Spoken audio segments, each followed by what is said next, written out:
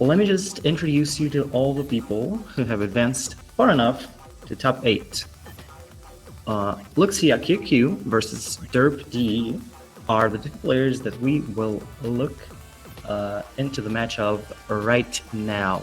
LukciaQQ is from Lithuania, my apologies, and DerpDe, Latvia. Next up, Strategas, Lithuania versus Nikkie, Latvia.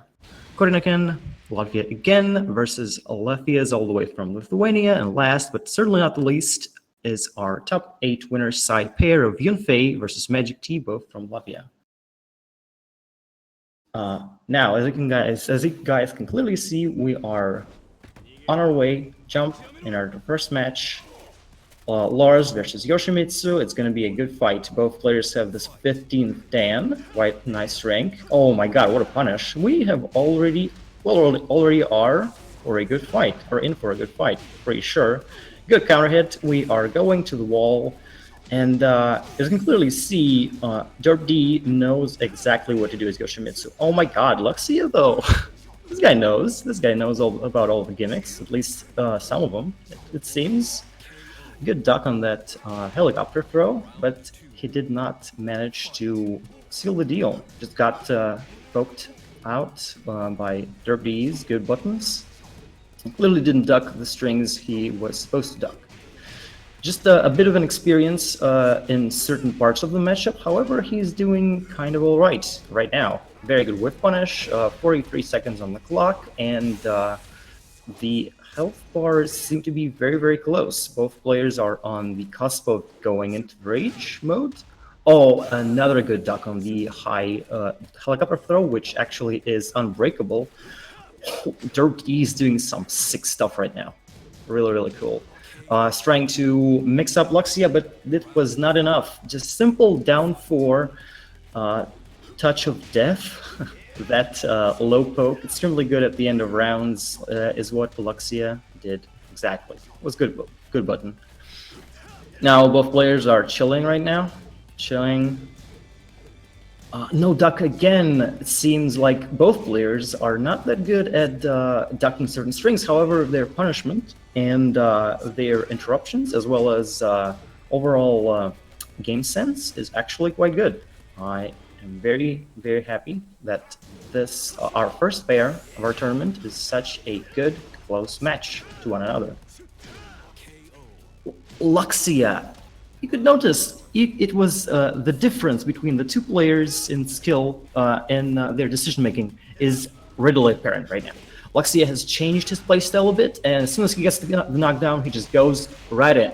Nung-Ho is in there doing stuff.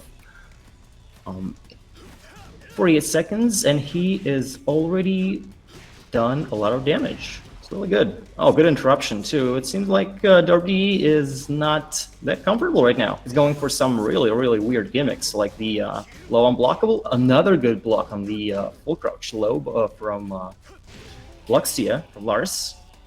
Oh, you could see the problems DerpDe is struggling with are readily apparent. He is very, very upset right now. Well, okay, that's poor choice of words on my part.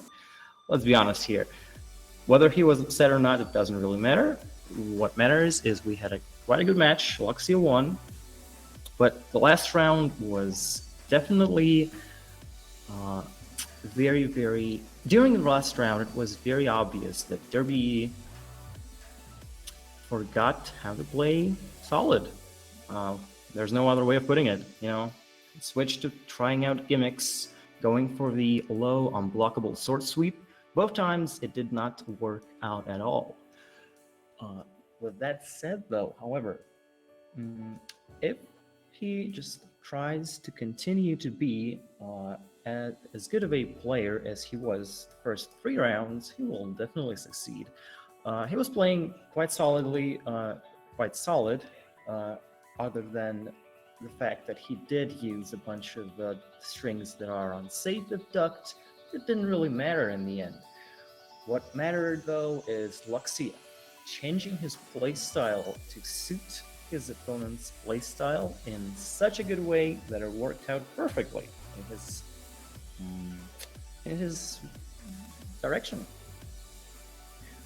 Hopefully DerpDe figures out the mistakes he did last game and the changes to his playstyle he has to come through.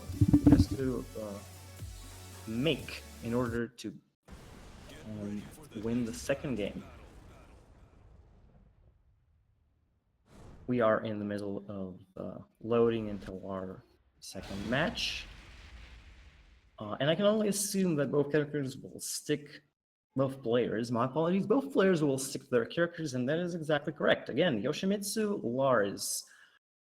As you guys know, it is customary for the loser of the match to be allowed to change the characters, but I can only assume that both of these are character loyalists. There's no point in changing to anything else, really, seeing as how the first match was close enough to warrant at least a sizable chance for both players, for either player, rather, to win match number 2. Again, one more counter hit for DerpDe, and with 45 seconds on the clock, it's almost Luxia's demise.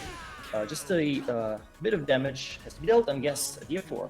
Seal the deal again. Really, really good. It's actually impressive how DerpDe is doing right now. The changes he made to his playstyle are clear right now. And, oh, again, the same problem DerpDe had the last game is coming back to bite him in the rear this time around. Tried to go for the sword sweep, did not work out at all. Another sword sweep, okay, fine, you know. He did it 4 times, he attempted the thing 4 times, it worked out exactly once. I don't think it's a good idea, dude, at all, but, you know, you do you. Luxia, in the meantime, just a slide, simple slide. You could notice how Luxia likes going back and forth between defensive and offensive. Really good with punishment when he's on the defensive. Wow, and every single launch he went for, every single DF2-1, the mid-high launcher he went for, have actually connected so far. That is damn impressive. Okay, except for one during like the second round. Oh, lightning screw? Holy lord, what are you doing, Luxia? Just no respect. Well, you know, perhaps the respect is there. DerpDe, on the other hand, was... Oh, wow, there it is. There's the duck, and that sword sweep was actually guaranteed, believe it or not. Very, very good punish. Another counter hit. Luxia is not doing good right now. Oh my god, look at that, just jumping around. What was that? Seriously, did you see that? Double jump, flash, and it worked. No combo though, and that is the way the cookie crumbles. Luxia won because DerpDe was not confident enough in his launchers and not confident enough in his range to get all the combos and do the proper attacks. But, you know, same thing happened here.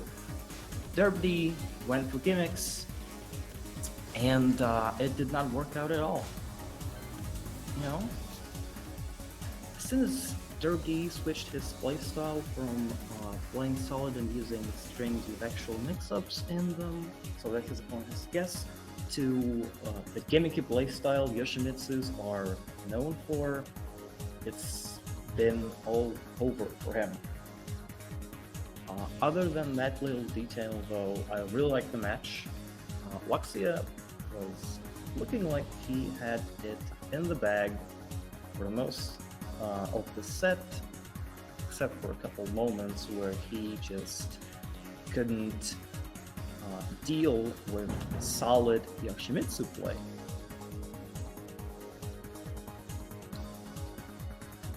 Our next match, in the meantime, is Strategas, as I mentioned previously, from Lithuania versus Nikkie, Latvia.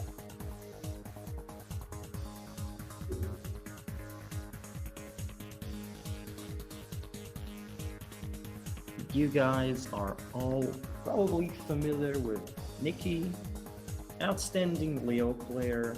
I am honestly quite a big fan of his playstyle, seen him play in ranked more than a couple times actually. And it's been very, very pleasant to watch so far.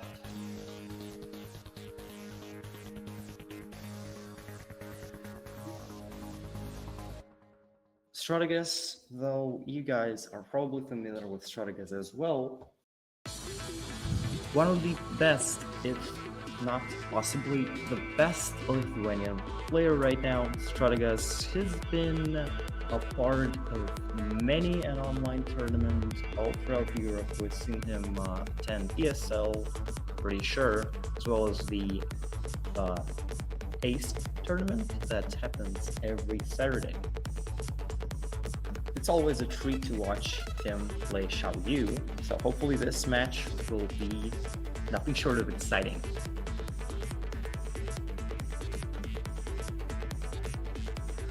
With that said though, let's look into the details of this matchup, as far as characters go, that is.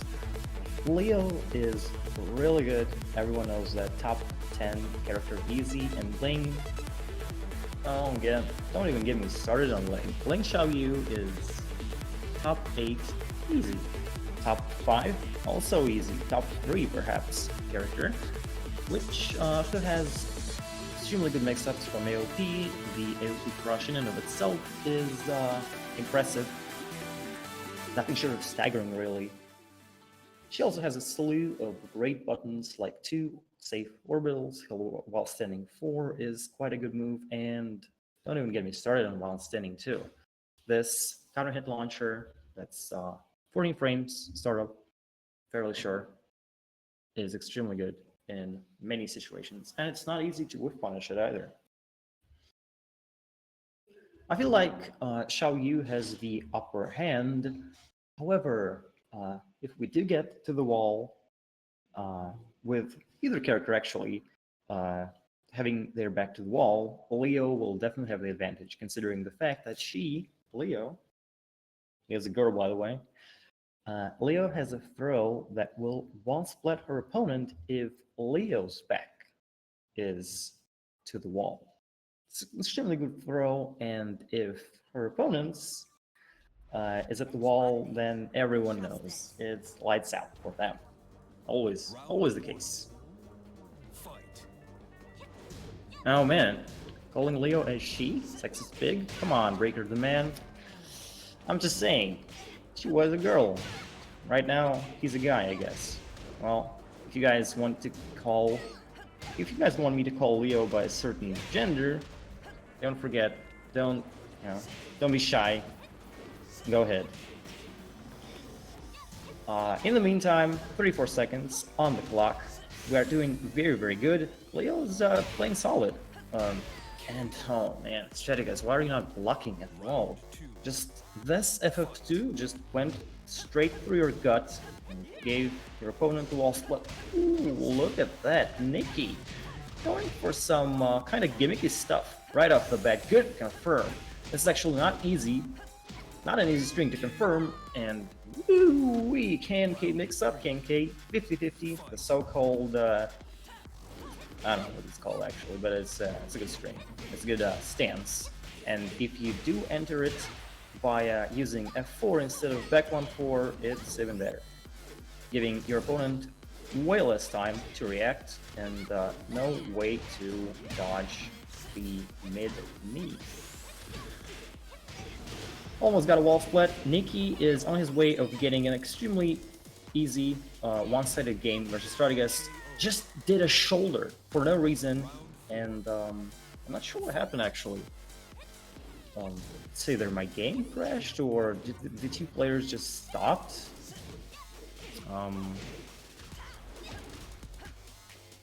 That was questionable. Not sure. Either way, it's 2-1 on rounds. Here's the wall sitting 2, no combo though. Unfortunate.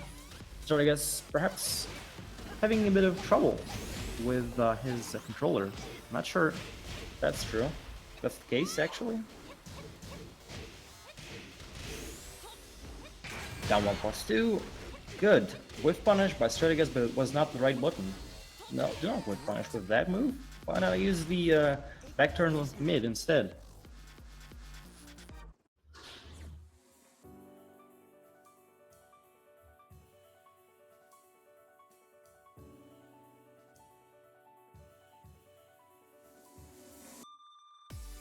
Well, alright. I guess I should do something about that spectator mode 9. But yeah. Nikki won, and it was not that close of a match, to be honest. It was weird. It's as if Strategas' controller was malfunctioning or something. Let me just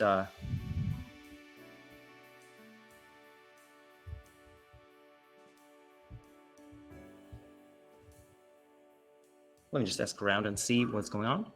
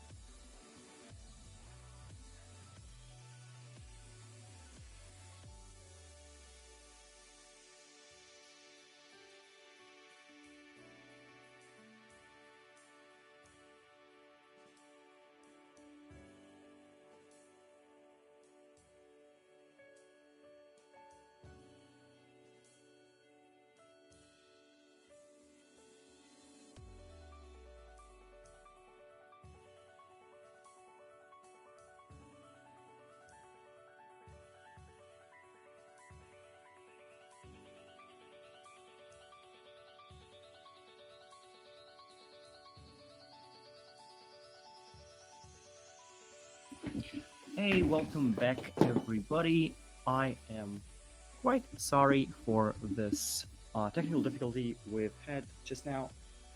Had to relocate myself a little bit so that the stream delay is not as severe as it was the first time we played.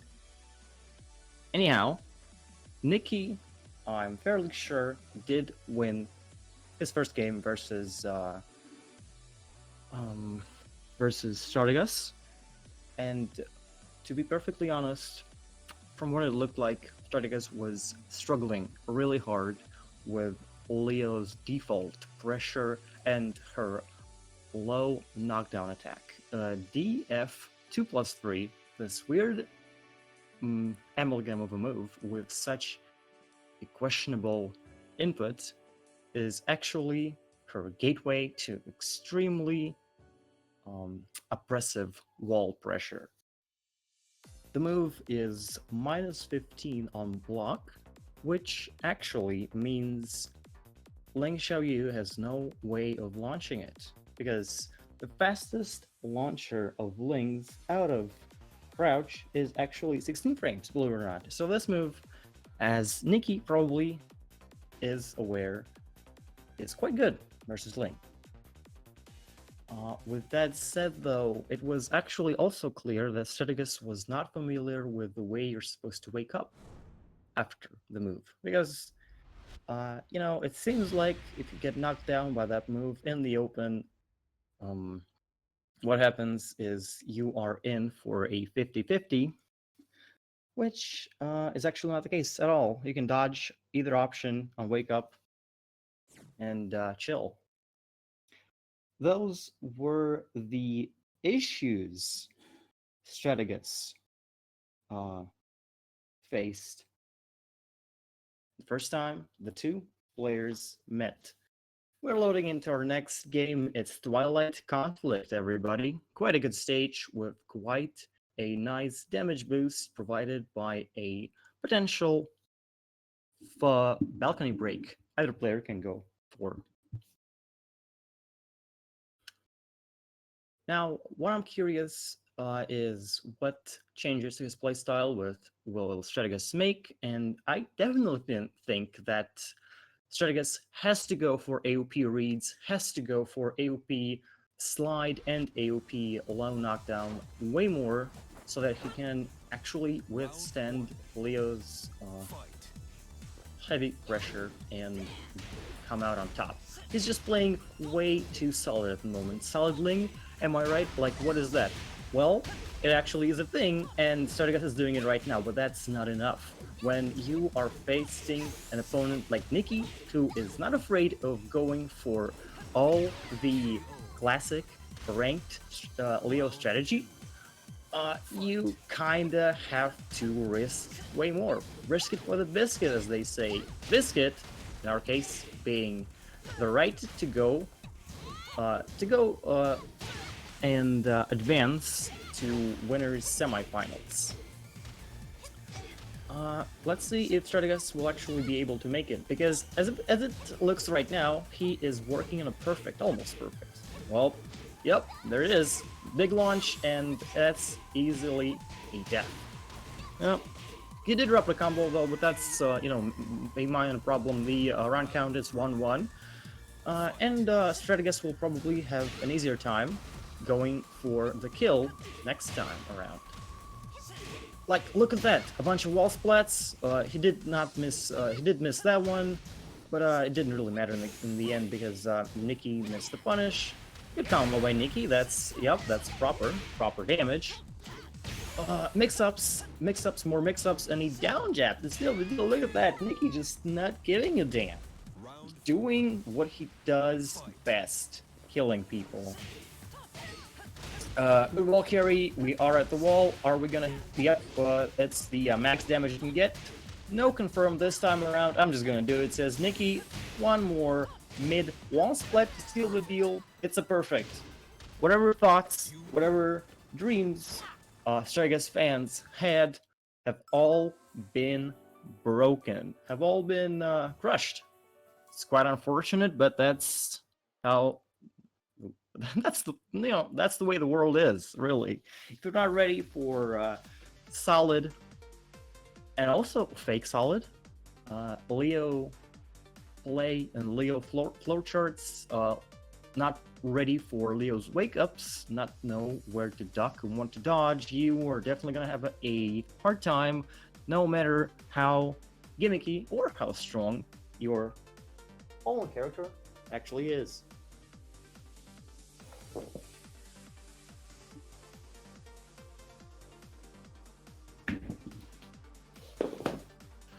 Now, our next match is actually Korinoken himself versus Ervinas. And I am fairly sure that we will have a good time streaming the match, because Korinoken will not be using the account he's streaming from, but a different account of a person who is closer to him. That's what I assume.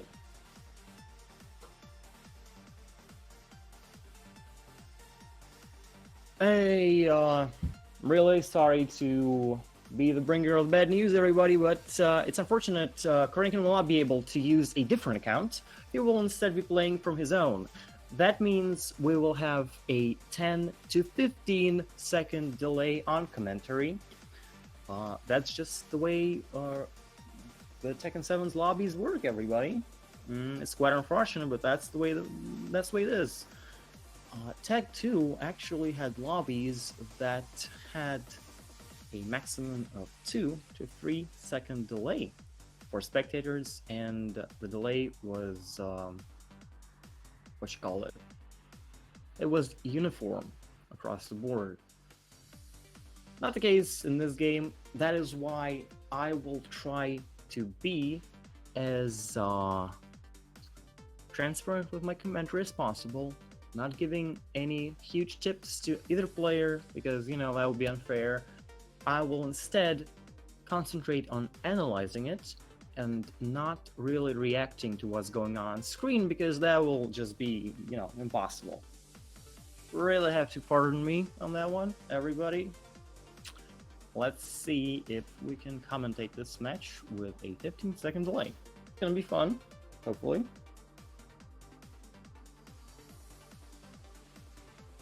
Commentator, get a damn grip, you are cringy as hell. Hey, the real doll and tramp, just give me a couple tips on what to improve, and I will definitely do it. Don't worry about it. Get ready for the next battle.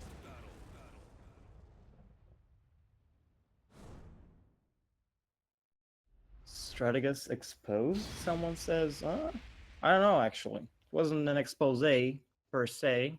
It was just Strategas' infamiliarity with Leo in a nutshell.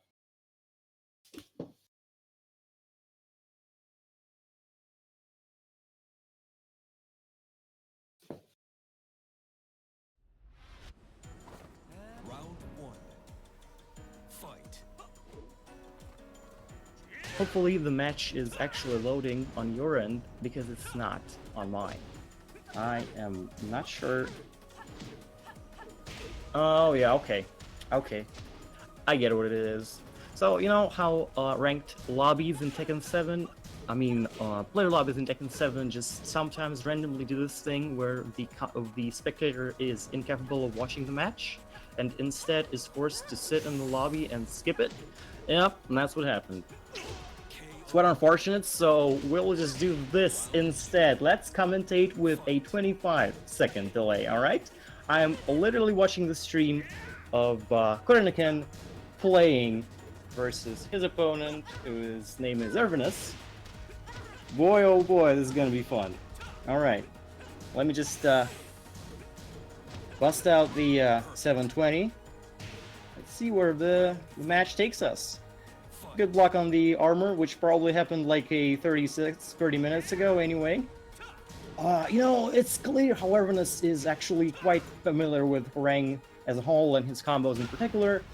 Korinoken is incapable to withstand the the amazing Hwoarang pressure, really, your opponent is capable of dishing out. No good countermeasures from Korinoken so far. It's clear that he is not really familiar with how to counter the low height string or the backlash, which is a +5 on block high armor move out of right foot forward from Hwoarang. Very, very basic and also solid. Hwoarang pressure gives Ervinas 2 easy wins. Hey, dudes, boys and girls, watching and listening to this. It's actually quite an interesting experience, don't you think? Man, this is fun. You lose. Or rather, not fun, but the other word that starts with F. That, you know. Wow, that was interesting. Actually, again, that probably happened like 30 years ago in-game, but Korinoken did forward 3, okay? Forward 3 is a 14-frame Nina string that's quite fast. Well, it's 14 frames, duh. And is a counter hit launcher. It actually hit Hwoarang's backlash, and it was clear as day. Nina's gonna get launched, right? Nope. She actually blocked the backlash. That just goes to show how low Nina's recovery on forward 3 actually is. Or rather, how big the block stun is. I'm not sure. Which one is it? Probably just backlash hitting very, very late The king of Iron was what caused the block. Nina Williams. Yes, Lemon Tube, you're actually right. Korinoken is probably screaming internally and possibly externally as well. He did not punish the stuff right. Yes, that's true. Did not punish the stuff right, did not duck where it was, when he was supposed to duck, etc. You know, Hwoarang is one of these matchups where knowledge of his strings as a whole and frame data on key moves in particular is paramount to your success in winning. No amount of great, solid play on your part or great, crazy gimmicks you can dish out will help you if you are clueless as to how to fight Hwoarang. Well, with that said, though, Korinoken is not clueless. It's just that he is not doing the proper countermeasures. All right, he's doing something. He's doing low attacks where it actually counts. He interrupts RFF with lows. This is good. It's just that sometimes he drops the combos, and other times he's not interrupting other attacks that he actually should be interrupting. Now that we are done with the sitting in lobby and not doing anything, we're actually in the match. Hey, the real Dawn Tramp. Wrote triggered in caps and comments got deleted. I'm sorry, dude. Ooh, wipe the floor. That's a good one. Oh my god, that's an interesting situation. Anyway, Rage Drive, Long Bomb. I'm not sure if this is actually called Long Bomb. Probably is. Did not really stop Ervinas from winning the round. He is chilling like a villain right now. Back one, just not gonna give a damn. Just do back one. Korinoken, on the other hand, not ducking at the right times again, but still, he is not doing that too bad of a job right now. Has to set up his offense, though. Has to start wiping the floor more often, and not while being juggled. I mean, the literal wipe the floor move Nina has is quite good versus Hwoarang, for a multitude of reasons, actually, but, you know, it's good. Good whiff punish. That was actually sick. No combo, though. It's unfortunate. Yep, there it is. Wipe the floor, gets the guaranteed stuff. Counter hit, big counter hit. Wow, to the back. Or rather, ooh, not in the back, as Ares likes to say, right? Am I right? Ares subs? Yeah, no. Back one, no punish. But Korinoken did get the round, did get himself on the board. That's good. Good to hear. Oh man, he did not go for the big launch. Big reverse ivory after back 4 counter hit. This is extremely important for any need a player to learn, because the amount of damage you get after landing it successfully is immense. Nothing short of staggering. Korinoken again playing solid, changing his timing and string choice a little bit to keep his opponent honest, which he's actually quite decent at doing right now. Ooh, and the flamingo throw, the health is very, very low. Couple of attacks, literally a single down by 3 is enough to seal the deal. Korinoken unfortunately goes to the lizard bracket, and Ervinas from Lithuania wins the match 2-0. Alright.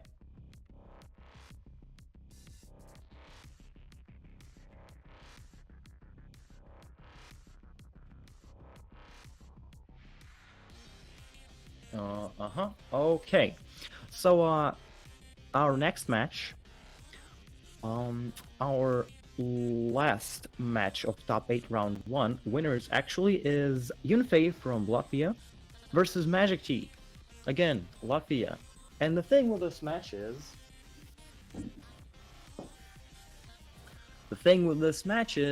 Yun-Fei is going to be playing off of Korinoken's account.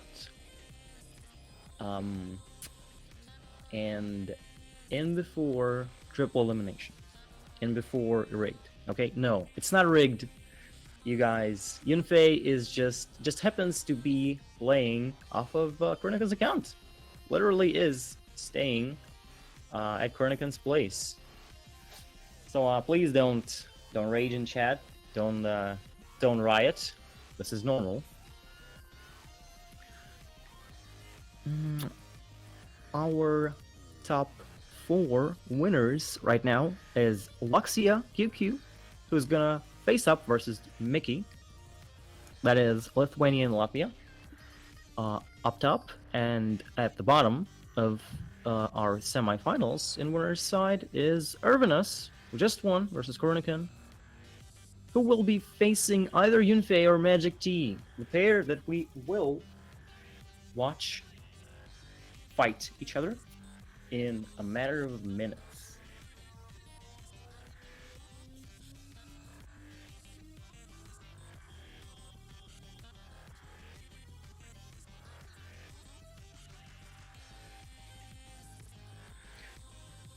Wow, you guys, you are... What's going on, people? I'm just scrolling through the chat up top, and it just seems like you guys are very, very unhappy that Korinoken did not launch a bunch of unsafe stuff, or rather, his opponent. Yeah, seems like you were angry at Korinoken, actually. Alright? So I want y'all to chill and enjoy the tournament instead of trying to give advice to people who have probably already ended their games. Know how the streaming thing works? Spectator mode adds some delay. The stream itself adds delay. Yeah, that. Bob, that's Yun-Fei. Classic Yun-Fei for you versus Law. And again, everybody, I have to remind you that watching the match is impossible for me. As far as being literally live is, so I'll just try to analyze it. You know, Yun-Fei is a person who I've played versus. I played against a lot on PS4 back in early 2017. He was a very, very promising WoW player on PS4, and now he's a respectable WoW player on PC, I guess. Well, I'm not even sure if he actually is on PC. Maybe not. Maybe he is still grinding it out on PS4. Who knows? Either way, Bob seems like quite a tough match versus MagicTea and his Law, despite the fact that Law is actually top 3, as you know, everyone knows. Jimmy J. Tran and Speed Kicks both say this. Perhaps they are saying this in jest. Who knows? But Bob, who's actually, you know, kind of mid-tier right now, as of Tekken 7, is doing quite good. And oh boy, that launch that happened like 15 minutes ago, 15 hours ago, where Korinoken, Yun-Fei ducked for 3 and got the big while standing 2 launch. That was sick. That was nothing short of amazing. Good reactions by him. Well, advice I could give to MagicTea is try not to press buttons or try to guess duck at certain situations, in important situations. It's very, very clear that Yun-Fei is using down back 3+4, the staggering low hit, a lot. And despite this being quite a good poke, this move is unpunishable on block. So instead of guess ducking after it hits you, perhaps you should guess duck before it comes out so that you can block it randomly in neutral and launch the damn PS4 player for going for such unsafe attacks. You know, just a suggestion.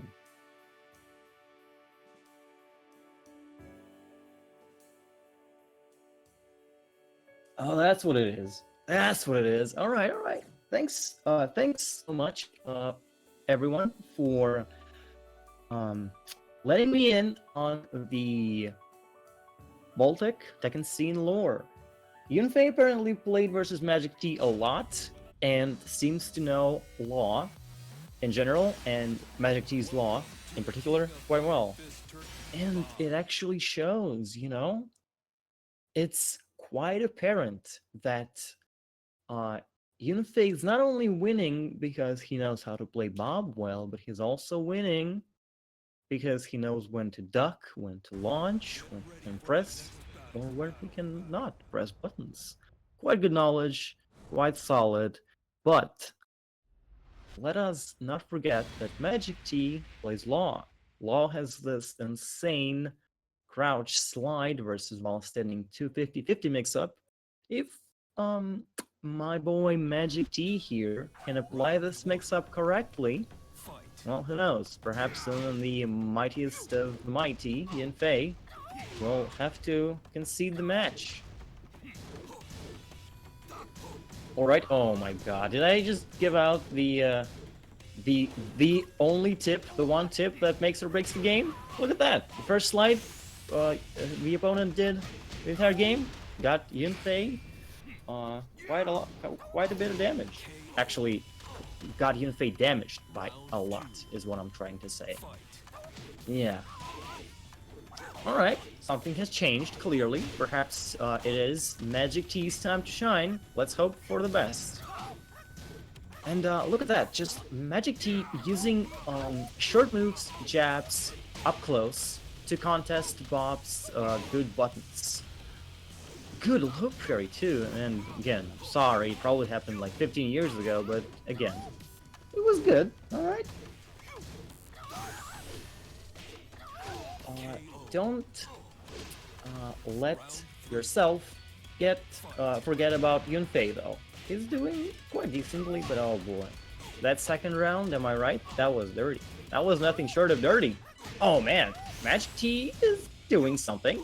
I'm actually very pleased to see how things have changed for him. His use of lows that he did not really get to use the last game is quite impressive. Korinoken, god damn it! I mean, Yun-Fei is struggling a bit, but not really. Actually, really. A couple of hop kicks, a couple of launches, and the HP advantages, HP numbers are kind of similar. Okay, Yun-Fei gets 1 point on the board, 2 more to go, so that he can actually win the set. And as for his opponent, MagicTea, he has to win 1 and then 3 more rounds the next game, so that he can advance up 4 winners. It's readily apparent that MagicTea's Oki is not actually that good. He's not using the proper moves where he should be. Oh man, what's going on? Come on, MagicTea! Damn it. Alright, MagicTea's trying to get some counter hits, pushing buttons where he's not supposed to, and that's a big launch, and that's perhaps death. It probably is, actually. Good blocks all around.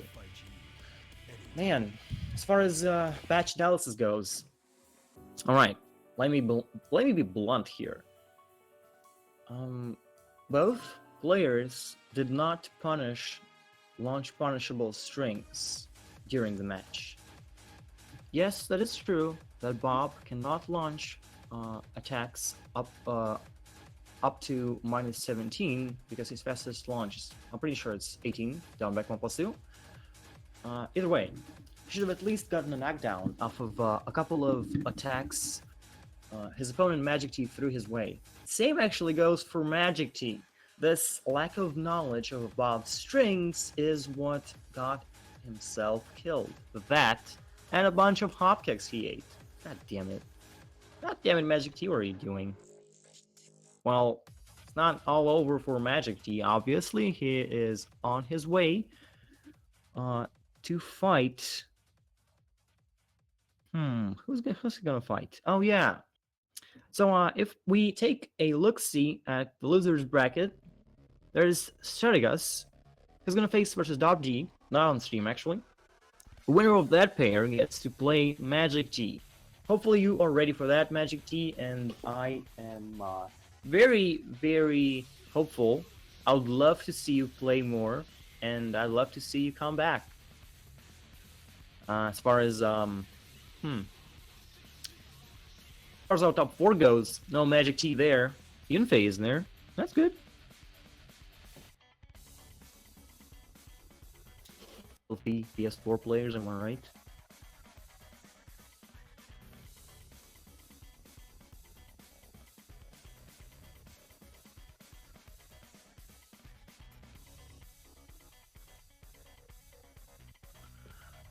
So, how's it going, everybody? Just, are you enjoying yourselves? Hopefully you are not too put off by my voice, my choice of words on commentary, and my analysis. If you have any tips, suggestions on what to improve right now, don't forget, don't be shy, and type them up. I'll gobble them up and come up with better commentary style for our next match. I'm pretty sure that our next match should be LukciaQQ versus Nikkie, but Korinoken and ELECTRZxx are actually set to face each other in our losers round number 2, and since we are only streaming top 8 winners side, I have to get an update from our admin as to which game are we gonna watch and whether my commentary will be needed.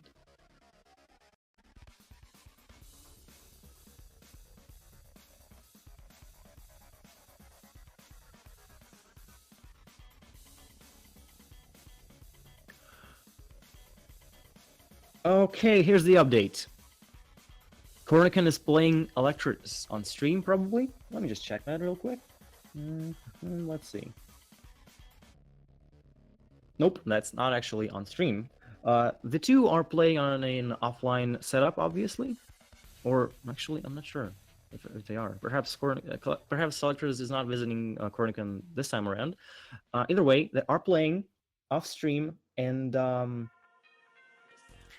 yeah, we will be back with LukciaQQ versus Nikkie. In the meantime, please do not forget to give this channel a follow, as well as to say ELECTRZxx big thanks for hosting the tournament.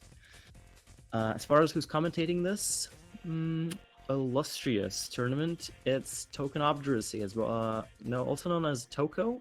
I am an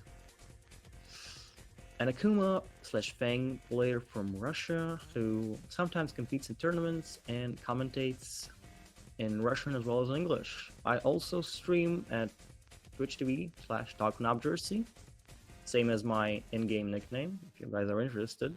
Either way, please tell me what you think about my commentary. Breaker Man says, I'm enjoying myself with myself. Hey dude, that's great. Either way, I'll be back soon. See you guys later. Peace.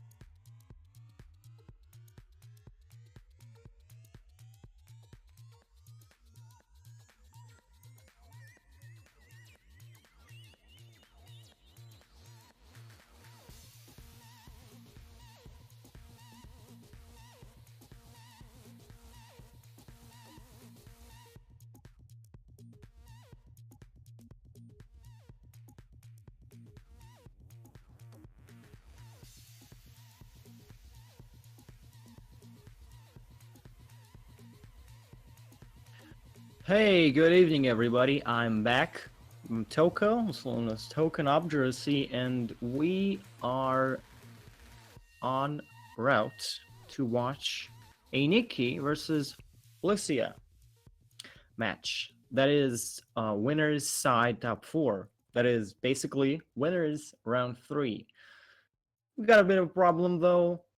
You know, Nikki, being a good Leo boy, Leo mains are all, good boys. He is in there, sitting ugly in that lobby. His opponent, though, Lucia, where you at? LukciaQQ, we are looking for you. Please do not hold us up and turn up. Turn up the heat, please, and show up to the lobby. Now then, you all been waiting for this for a while, right? Round 3 winners side, then semifinals, then finals, and grand finals obviously is not the only thing we're gonna stream today. Due to popular demand, extremely popular demand that is, we will stream losers round 3 also. Unfortunately, Strategas and DerpDe actually did fight each other already, and DerpDe won. Jesus Christ, ranks don't mean anything, am I right? Okay, I didn't say that. No disrespect to Strategas, perhaps DerpDe's gimmicks got the best of him. Either way, losers round 3's other match is MagicTea, crowd favorite it seems, versus Korinoken, the streamer. So that match will also be showcased with a bit of a delay. We will then go onwards to watch losers round 4, round 5, round 6, etc. So this stream is going to be lit all the way through. So please stick with us till the very end, where we will find out who the best Baltic Tekken player actually is in 2018.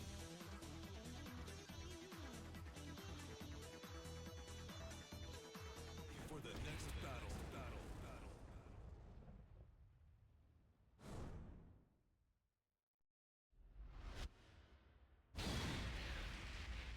Hey, you guys are asking Nani.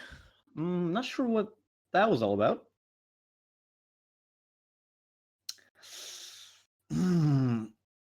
Gotta get an update from y'all on whether you are actually happy with us streaming the entire thing or not. It will definitely take a while, but hopefully it will be worth it by the end. Yes.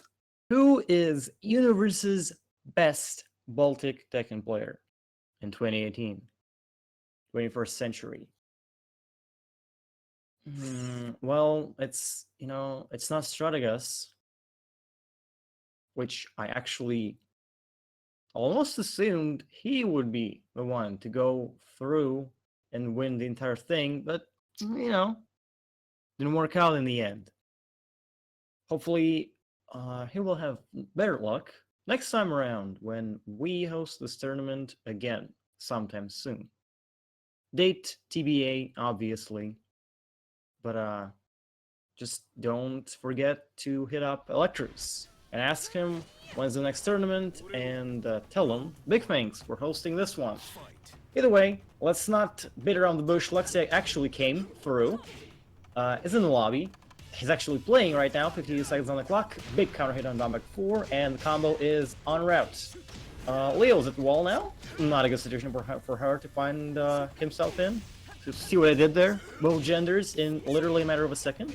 Boy am I good. Perhaps not. Good punish, although Nikki doing quite good, and all this damage Luxia actually did to Nikki, not gonna matter at all. Oh, boom, big rage drive. Wow, literally tapping Luxia with that last frame, the very last frame of slide to seal the deal and make this round count 1-2. No key charge after down 4, 1+2, down for 1. God damn it. Ooh, look at that. Very, very good block by Luxia, but the punish is incorrect. First of all, could have launched it. That's, you know, beside the point though, is Luxia used while setting 2-2 to punish, and didn't work out either. Nikkie doing quite good. Playing solid Leo right now, and not giving Luxia a chance to get a fat whiff punish, or even score a counter hit. No throw break though. That's something to keep in mind. Good Twitch duck. Good throw break. There it is. Okay, Luxia seems like he is, you know, familiar with the way the throw system works. Okay, that's kind of weird. He is consistent with throw breaks. Oh my god, Rage Drive? Oh, that's Rage Drive. You know, it's kind of embarrassing for me to make this mistake. Second year in a row. Was being a commentator all the way through. Yeah. Big homing though, hits. 50 seconds. Only 10 seconds passed, and Luxia has found himself in a very, very tough spot right now. Again, one more homing move, which actually is like +8 or +9 on block. Stuff's insane, dude. Low key, nerf this move, is what I say. Oh, good throw break by Nikkie, and another Rage Art to seal the deal again. Jesus. Boy, this is actually very, very weird. I did not expect Nikkie to use Rage Arts in such a fashion. You know, kind of seems like a scrubby thing to do, right? But at the same time, certain patterns many players have is that they will definitely attack, definitely try to push their frame advantage onwards by adding more attacks after like running move, after a low hits, and they will not really make it a point to not do it when the opponent has a rage, because mashing a rage art in these kinds of situations seems like a scrubby thing. See where I'm going with this? Lars does not expect his opponent to go for this because it's kind of scrubby in his eyes. His opponent, though, on the other hand, knows exactly when Lars is gonna push buttons, when exactly is he gonna abuse his frame advantage for more pressure, just, you know, goes for a clean interruption. It worked exactly 50% of the time. Worked. Second one, whilst failing miserably the very first, didn't really stop Nikkie from winning the game. We will be going into game number 2 in a matter of minutes. How are you guys doing? Yes, Breakerman, you are correct. Streaming top 8 normally means for winners and for losers, but whenever people say top 8 winners side, they actually mean the bracket as of the moment they're saying this is in like a top 16, top 24 total. Yeah, that's normally how it is. But it is not unusual for people to use this sentence, top 8 winners side.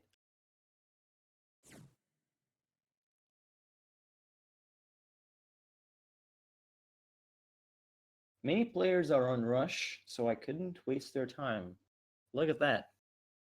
ELECTRZxx with extreme amounts of care put together, put into hosting this tournament. You guys definitely should respect that. He's thinking about the players. Who even does this in 2018, am I right? Online tournaments normally make people wait for like 30 to 40 minutes after some match ends being streamed, their stream time, and then the commentators switch out, and then yada yada yada yada, a bunch of stuff happens, and players are the ones who are getting shafted. Not this time around, though. Baltic Tekken tournament number 1 is not what a normal online tournament is. It's very, very different. Boom, running move, hits another one. Oh boy, on a counter hit. What are you doing, Luxia? You cannot mash. You literally cannot mash after a running move gets blocked by yourself. Keep it together, my guy, and stop pushing buttons in these kind of situations, alright? This stage, though, heavily, what's the word? Is very, very good for Leo. Yes, my English better. I English the best. This stage is amazing for Leo for multiple reasons, one of them being that she can easily wall carry from wall to wall in many situations, as well as to force her Oki situation in an extremely impressive way anytime she breaks balcony. Also, weird side walls that are present on this stage often will give Leo's orbital a chance to give her a stomp as well. Well, not the stomp, but what's the move called, right? GF2+3? The low punch. There it is. The low knockdown punch. Oh, Lars has no idea how to approach his opponent. Leo just spacing, FF2, wow, good combo, and that's exactly what I'm talking about. It looked like a normal wall splat, right? Normal FF2 wall splat turned into something fierce. Oh my god, I'm really sorry for a bit of echo I got introduced into the mix, just a tiny bit before that. Hopefully it did not really phase too many of you guys. Just stuff happens sometimes.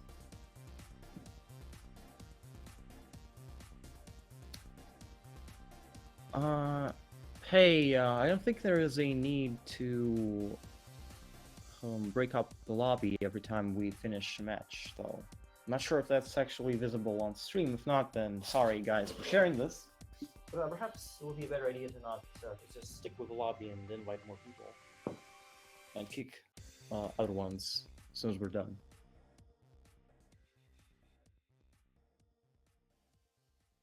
Oh, okay. Never mind. I'm just an idiot.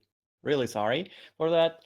The thing is, since we had Korinoken as well as Yun-Fei playing the same account, and both of them are actually still in the tournament, the reason we are breaking up the lobby and giving you this be right back screen is because the buttons have to be reset. That's how it is. I don't envy ELECTRZxx. He has to listen to everyone's stuff. Well, that's just how the way tournaments work, dude.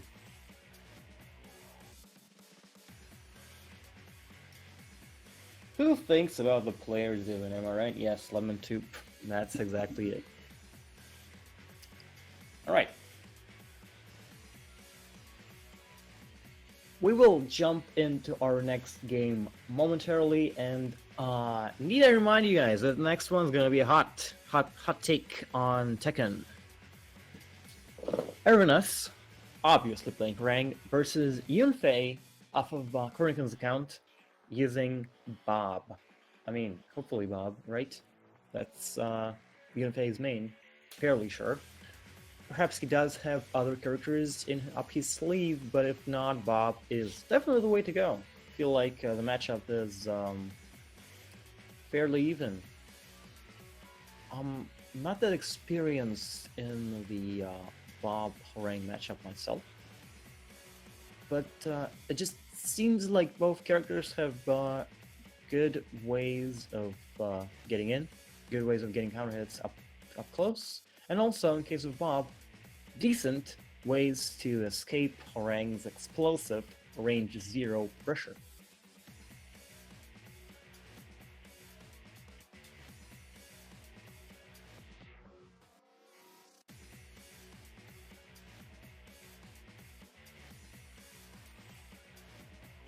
Alright. The loading is imminent. What do you guys think? Who's gonna win this one? Yun-Fei or the Hwoarang player by the name of Ervinas? Thoughts? Votes? Go ahead and drop a comment if you feel like... And if you feel like Yun-Fei is gonna win, just... you could use LOL, right? LOL is a good emote. That kind of looks like Bob when he during his intro, and no cigar, no bombs around. We're actually going with Panda. Is this really Yun-Fei or an imposter? Well, hopefully it is. Yun-Fei is playing a bear of all characters. Two-Face versus Ervinas' trusty Hwoarang. God damn, that's gonna be a spicy match. When was the last time I saw Panda versus Hwoarang? It's really hard to even come up with a date on that one. Definitely not a common match. Oh, look at that! Yun-Fei tried to duck the backlash. Hwoarang's high armor, and he was way early. You have to duck in on reaction. That's just the way what the pros do if they, assuming they play the Hwoarang matchup a lot. Wow! Oh, in the meantime, Yun-Fei is going for a huge sweep, and yes, this is like unblockable. Well, it's not actually unblockable. The jump low that pandas do, it's supposed to be reactable, but reacting to it online is that's a tough task. Ooh, Yun-Fei did not unfortunately go for the did not pull the trigger on DF21, despite it being actually the proper punish to Hwoarang's launch punishable Plasma Blade. That's his back 3. All of you RS fans are probably aware. Good name for a move. Good move too. One downside of it is that it's launch punishable, obviously. Oh, in the meantime, Yun-Fei is ducking, trying to get some wall carry using the running move. What? Wow! Is this some anti-bear tech? Back 3, back 3? That was insane.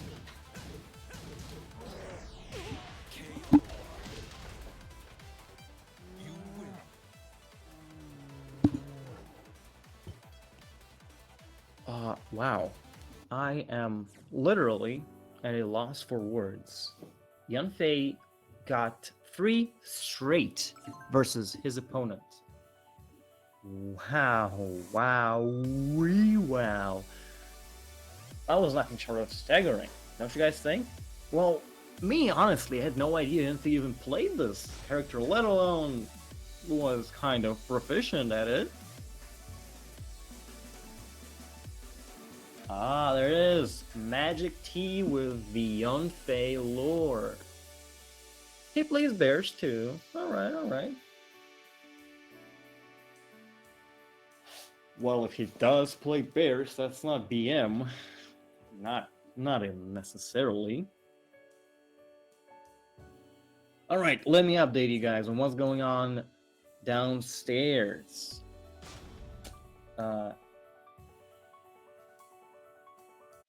In the losers bracket, because not, I got quite hot and bothered the moment I saw Yun-Fei doing work on bears, but let's not talk about that. Let's talk about the losers bracket instead. We've got Luxia waiting on MagicTea and Korinoken to finish their match, that is. And fight him. On the other side of losers round 4, we've got DerpDe, who actually fought Strategas and won. DerpDe will have to fight the winner, no, the loser of the match we are going into right now. Another bear versus Hwoarang, and oh boy. You know what? Technically, this is not allowed. I'm just joking. But according to the rules of the tournament, you're not allowed to change characters upon a win. But you know, despite 2 separate slots, these characters are literally the same, except for one little quirk. Their rage arts, as far as I know, anyway, have not only different animations, but also different Oki and different camera directions whenever they do land. so there is some extremely minor difference that does not end up mattering mostly. So yeah, they are the same character as far as tournament rules are concerned. But if it were to be technical, yeah. We would probably have Yun-Fei banned by now. Wow, what a combo in the meantime. And yes, I've been saying the in the meantime thing a lot. Really sorry for that. That was a sick combo. Seems like Ervinas has some spicy anti-bear tech. It's really impressive. Didn't really save him from his demise, from dying to the great big claws of Kuma. FF3, ooh, there's the armor. That was F4, by the way. Yeah, there's the armor move. That armor move is extremely scary. You have to respect that. Oh boy, respect that too. Boom. Watch this. Yes, that string is infamous. The mid goes either into a huge low or a huge another mid. The input is actually like half circled back. So yeah, playing bear is not as easy as it seems. It might seem. Only 13 seconds, and Korinoken, yeah, Yun-Fei actually, is on his last breath. That was some very, very good damage that Hwoarang dealt in a matter of a second. In a matter of... Whoa! Did you see that? My screen just went all purple because of that purple throw spark. That was a wall flap too, and yes. Yes, there's the win. Holy lord. What?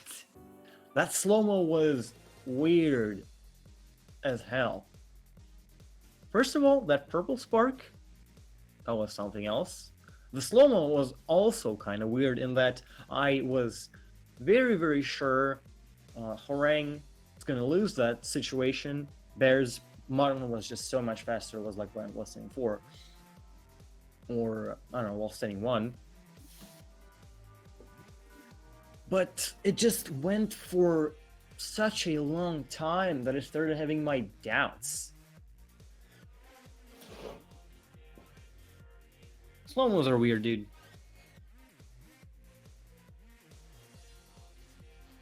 Okay, we will stream round 4 loser brackets, says ELECTRZxx. Yes, that's great. Unfortunately, this will take a very, really long time. Kind of a long time, actually. Not that long of a time. But yeah.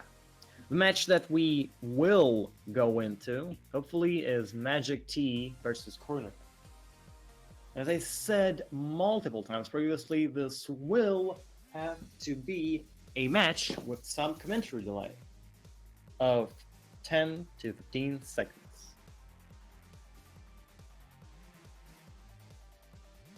Looks like Hwoarang got mauled by a bear. Yes, that's exactly what it looked like. Man, he did get mauled, yeah. Although, to be honest, though, the very first round and the very last one as well were quite close. Were Ervinas to have that little bit of clutch, he could have easily turned the entire set around and it would have been a 1-1, and we would have been in for an extremely fun last game where Yun-Fei would have probably been forced to pick his main bop. Round 1. Didn't happen though. Happens. That's just, you know. What can you do about it? Either way, Korinoken versus Magic. Magic? What was his name? Yes, it's MagicTea, everybody, the crowd favorite. And the start of the match was insane. That launch was sick. Nothing short of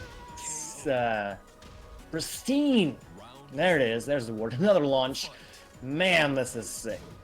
Oh, wow. Yes. Okay, so here's the analysis for y'all. Lars 3+4 is a 14-frame standing launcher with exquisite range. The range of that move is lit.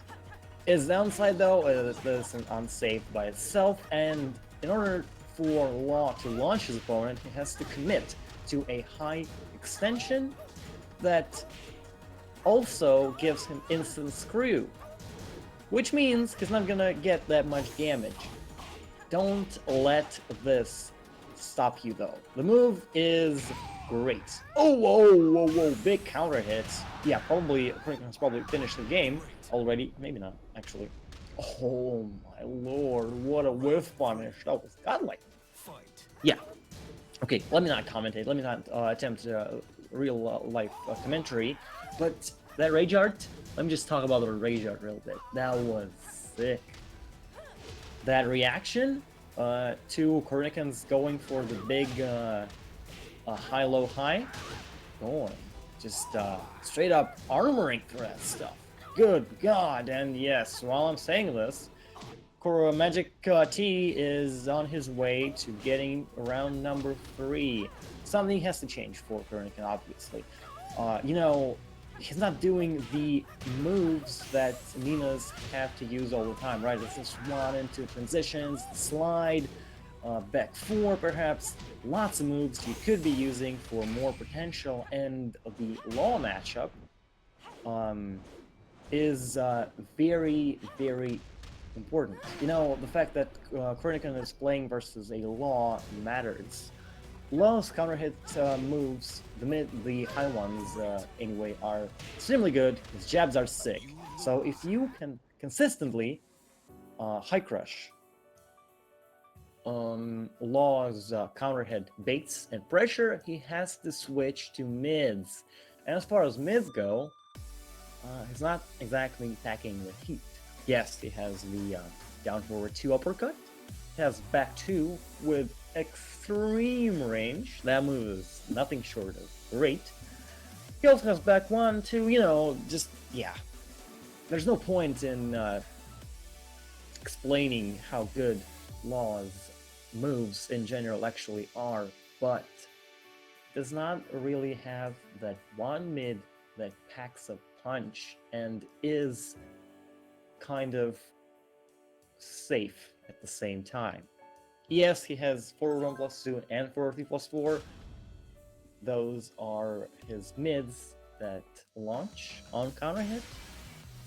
But yeah, still, if you can consistently high crush under Law's highs, as Nina, you will sooner or later force him into going for different moves, which will put Law in less of an advantageous situation, at least in my opinion. Get ready for the next battle. You know, as far as Nina's moves go, her mids are, you know, they're good, but they're not like amazing. Her orbital, up for 1 that is, that's a good move. That's a damn good move. What else? FF3, despite being a bit unsafe, that move is also on the shit. Whoops, the stuff I meant. And there's also the shiz, the Shazam. Oh boy, the big reverse ivory cutter though, that's not a move you would want to throw out willy-nilly. It's obviously hella launch punishable. You wouldn't think of Harada making such a move non-launch punishable. It's obvious, it's just math, you know.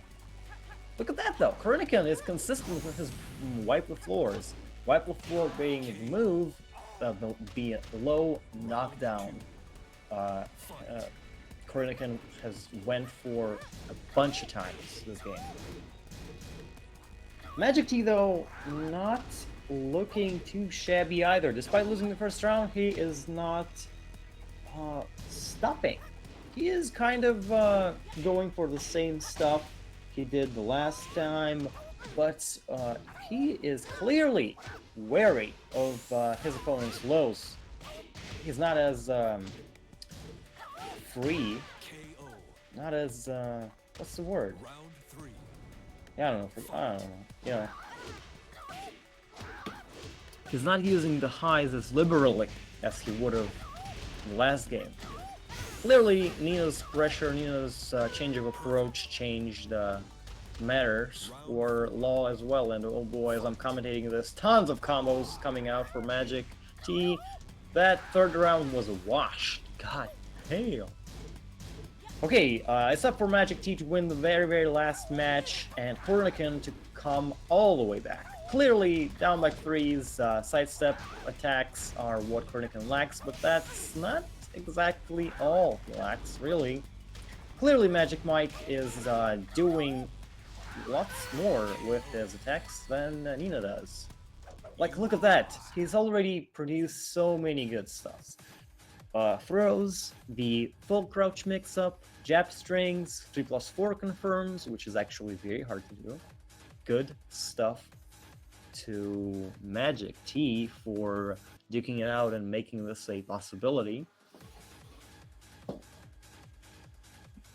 But yeah, the low level of play there was quite high. Despite not actually being familiar with Nina's matchup that well, it's clear to me, it's evident to me that MagicTea knows his way around law. Martial law. Very nice.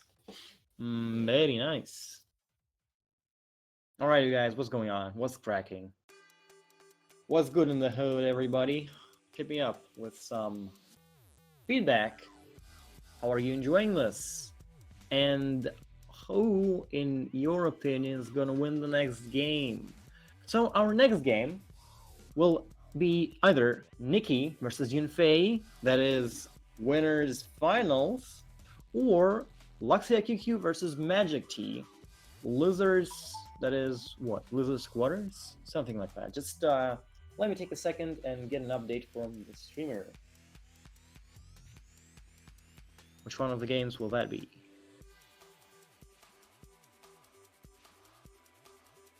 Alright, here's the update, everybody.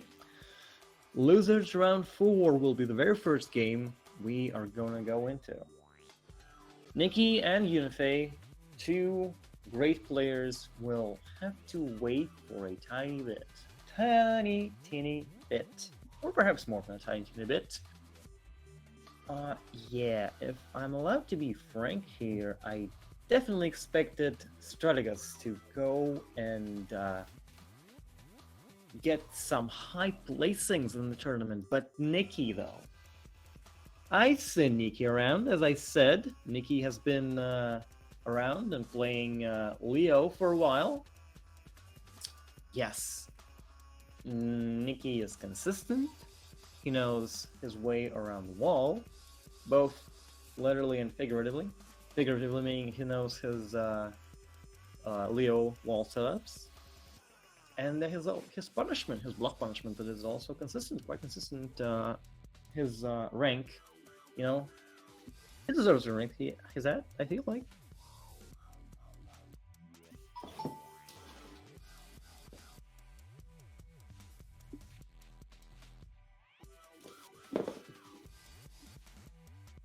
Alright, so MagicTea versus Luxia will be our next match. We will get to see how good is MagicTea in the Lars matchup, really, and how consistent is Luxia in countering Laws, extremely good counter hit baits, great lows, and the slide mix-up. Oh, man. It's gonna be one hell of a game, everybody. Strap yourselves in for a ride of your life.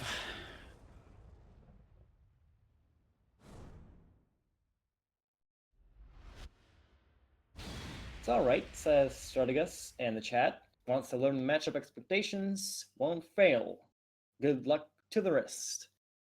That was extremely kind of you to say, Strategas. Thanks a lot for tuning in. Thanks a lot for taking part in the tournament. And yes, good luck learning the hard matchups. This game has tons of them. It was unfortunate that you had to play Yoshimitsu in the losers bracket because, yes, Yoshimitsu is definitely not an easy character to fight, but by no means. So, okay, we are in our next game. Luxia is fighting MagicTea. And oh man, I have to talk about this.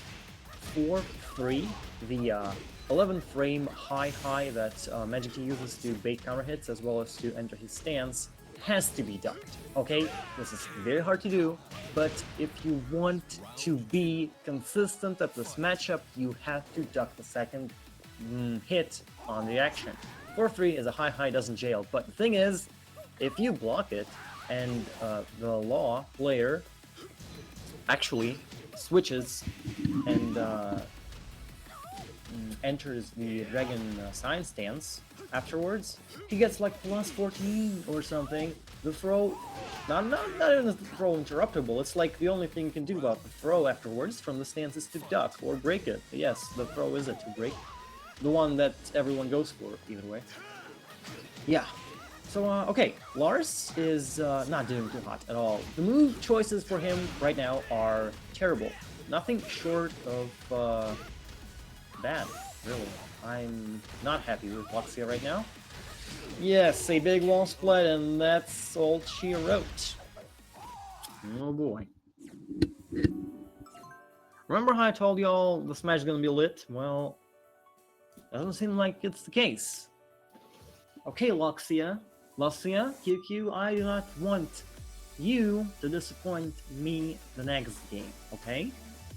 I want you to give your thoughts and give MagicTea the D, okay? D as in damage, yeah? Big damage. Lucia says the game desynced, and I have to get an update from our tournament organizers as to what happened, actually. Did the game really desync, or did they finish their match?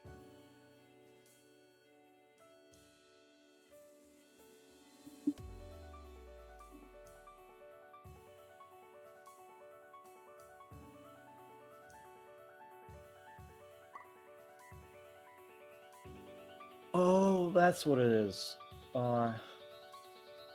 Ervinas, great Hwoarang by the way, big fan, in chat says that it was out of sync.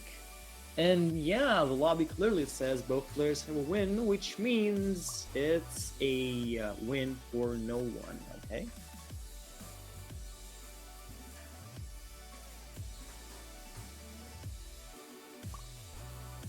Let's see, what's going on in the in-game chat? Almost standing still for each other in our matches. Yes. That happens whenever someone desyncs from the match. The standing still thing happens. Well, we have to get a word from the admins on this one, but I would definitely assume it's going to be a replay from 0-0.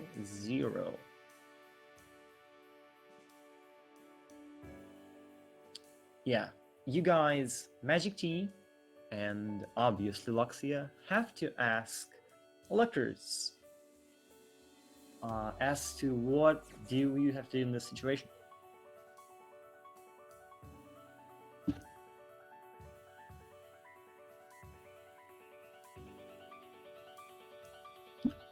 And Syntax W, hello. He said, I like trains. That happened like 10 minutes ago, am I right? But, yeah, you know, I like trains too. Actually, with me coming from Russia, Moscow to be exact, I love Moscow subway. If you ever get to visit the city, please make sure to use some public transportation. It's godlike. Nothing short of amazing. Especially the subway. I love it. It's so convenient and so cheap too. Either way, we are starting off fresh from 0-0, and oh, look at that, Lars is doing way better this time around. Perhaps it was a desync after all, now that Lars has resynced with the Alexander song. Lars Alexander's on, what you call it? Big mastermind. The big bad Lars mastermind that every Lars player has to connect to, so to speak, sooner or later, to get all the latest info on how to play Lars and when to use Lightning Screw.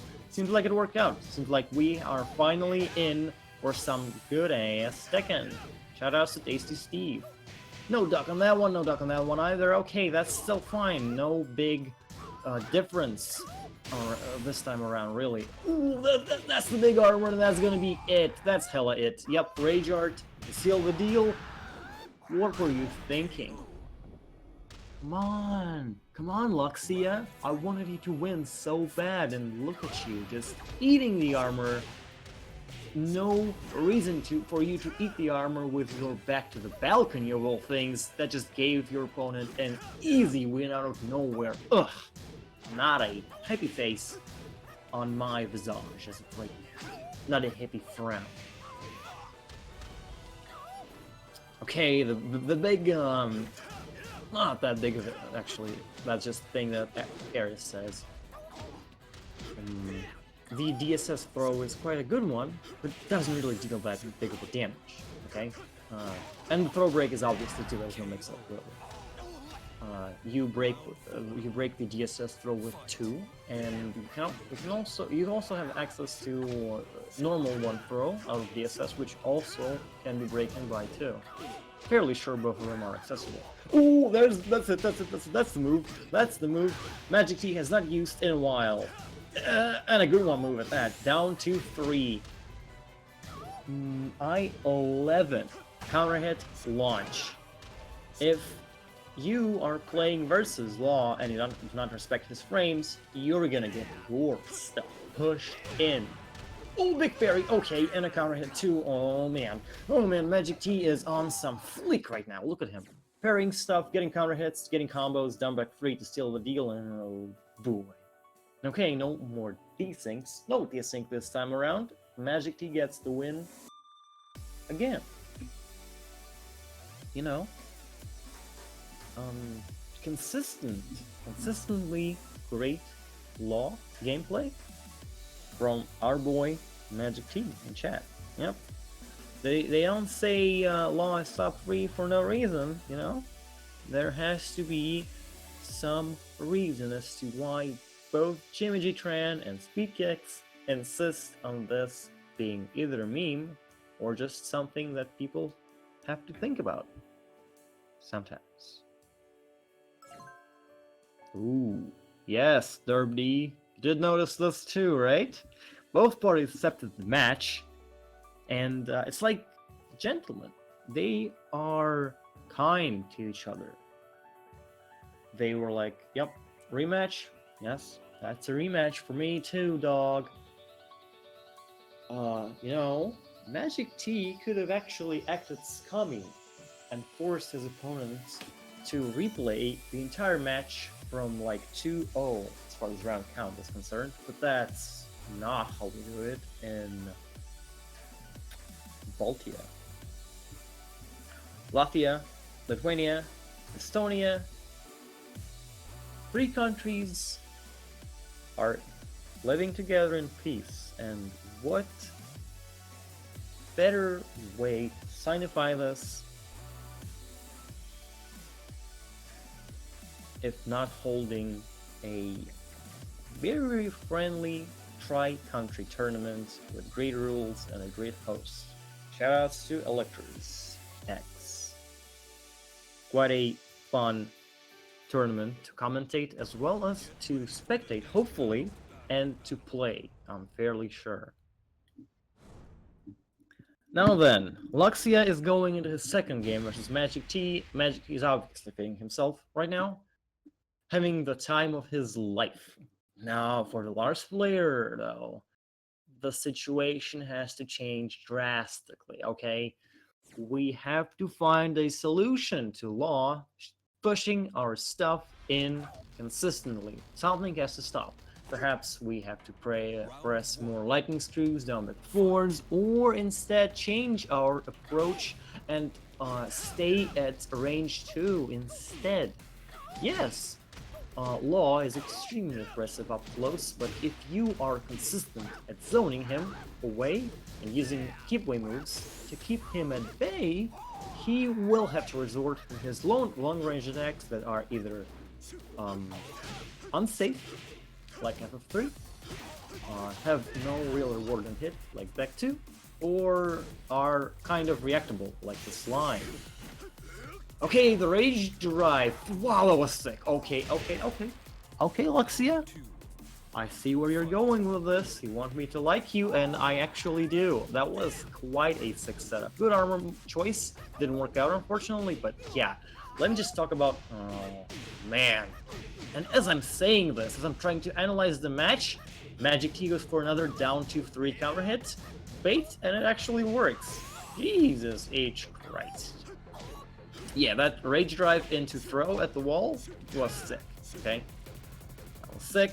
Don't let anyone tell you otherwise. Boy, that was a great slide block, slide attempt. No punish again. No punish either. Okay, that's fine. MagicTea says, despite me missing punish or two here and there, I can use my 10-hit string, which is actually a really good way to end matches as law, to get the win. Alright. Hey, this thing happens time and time again. 4-3, and the throw. And then use the 14-frame launcher that Law has on Wake Up to get the opponent to pay dearly for his get-up kicks. Luxia did not like his opponent's approach. Oh man, and MagicTea did not like the fact that his opponent was, standing still. Boom, boom, low mid approach. Holy lord, and that's it. That's all she wrote. Another perfect, and that was literally 12 seconds. Okay? Running move, down 3-4. Look at that. MagicTea has changed up his range decently. He is now staying at that sweet spot of 1.5, where his back two will reach, and also where his 3+4 14-frame great launcher will also connect. Oh my god, Arc Blast? Okay. Oh, and the throw to seal the deal. Alright, Luxia, I'm your biggest fan now. The round count, was 2-3. Luxia did clutch out a win, and the overall score is 1-1. Hey, we got ourselves a match, everybody. Right, this is sick. Look at that. Ooh. In the meantime, though, GMag13 says this in chat. Seems that MagicTea is weak to throws. Interesting. Well, perhaps... Wait, what? Why did Luxia leave? Pardon? What happened? So, yeah, no. That's not what was supposed to happen, right? We have to invite Luxia back. Because, as far as I'm concerned, around the game count was 1-1. We had a replay, then Law won, and then Lars won just now. Oh yes, I get it now. It's all fine. Luxia had a Steam crash. That's okay. We can definitely fix this. Don't worry about it, everybody. You know what though? Yeah, this tournament has been going on for how many hours now? We started at 3 and it's 7:30. That's right now. Oh boy. 4 hour, 30 minutes to replay through the entire bracket. Well, everyone is comfy at least, and we get to stream like top 16 in its entirety? Holy lord. Okay, let me just be real for you for a second. Let's just check out how many matches have we streamed so far, and we'll stream going into the later rounds. Winner's side, top 8, plus, what have we got? Losers round 4. So that's 6, 7, 8, 9, 10, 11, 13, 14, 15. We will stream at least 15 matches today, okay? And we are like halfway done. Okay, perhaps not halfway, 3/5 done. Why am I saying this? Well, it's because we have to finish watching Luxius versus MagicTea match. That's Losers Round 4. Then we have Ervinas, DerpDe. That's going to be a hype one for sure. Losers Round 5. Then Losers Round 6 will take place right after our big winners finals, where Nikki, the legendary Leo player, will face off against Yun-Fei, the also legendary Bob and apparently Bears man. Alright. Jesus. In the meantime, though, look at MagicTea's costume. Wow, what a great whip punish by Lars. That was sick. Luxia is on point with DF2-1 right now, and actually he's been for the entire day, just that he did not get to use the move that much last time. Okay, nice orbital, and yes, this has to be death. Come on, Luxia. Yes, sir. What? I thought that was... yes, finally, okay? It was obvious Lars was gonna win. You cannot... even if you drop the combo, the amount of damage you have to deal is literally like 2.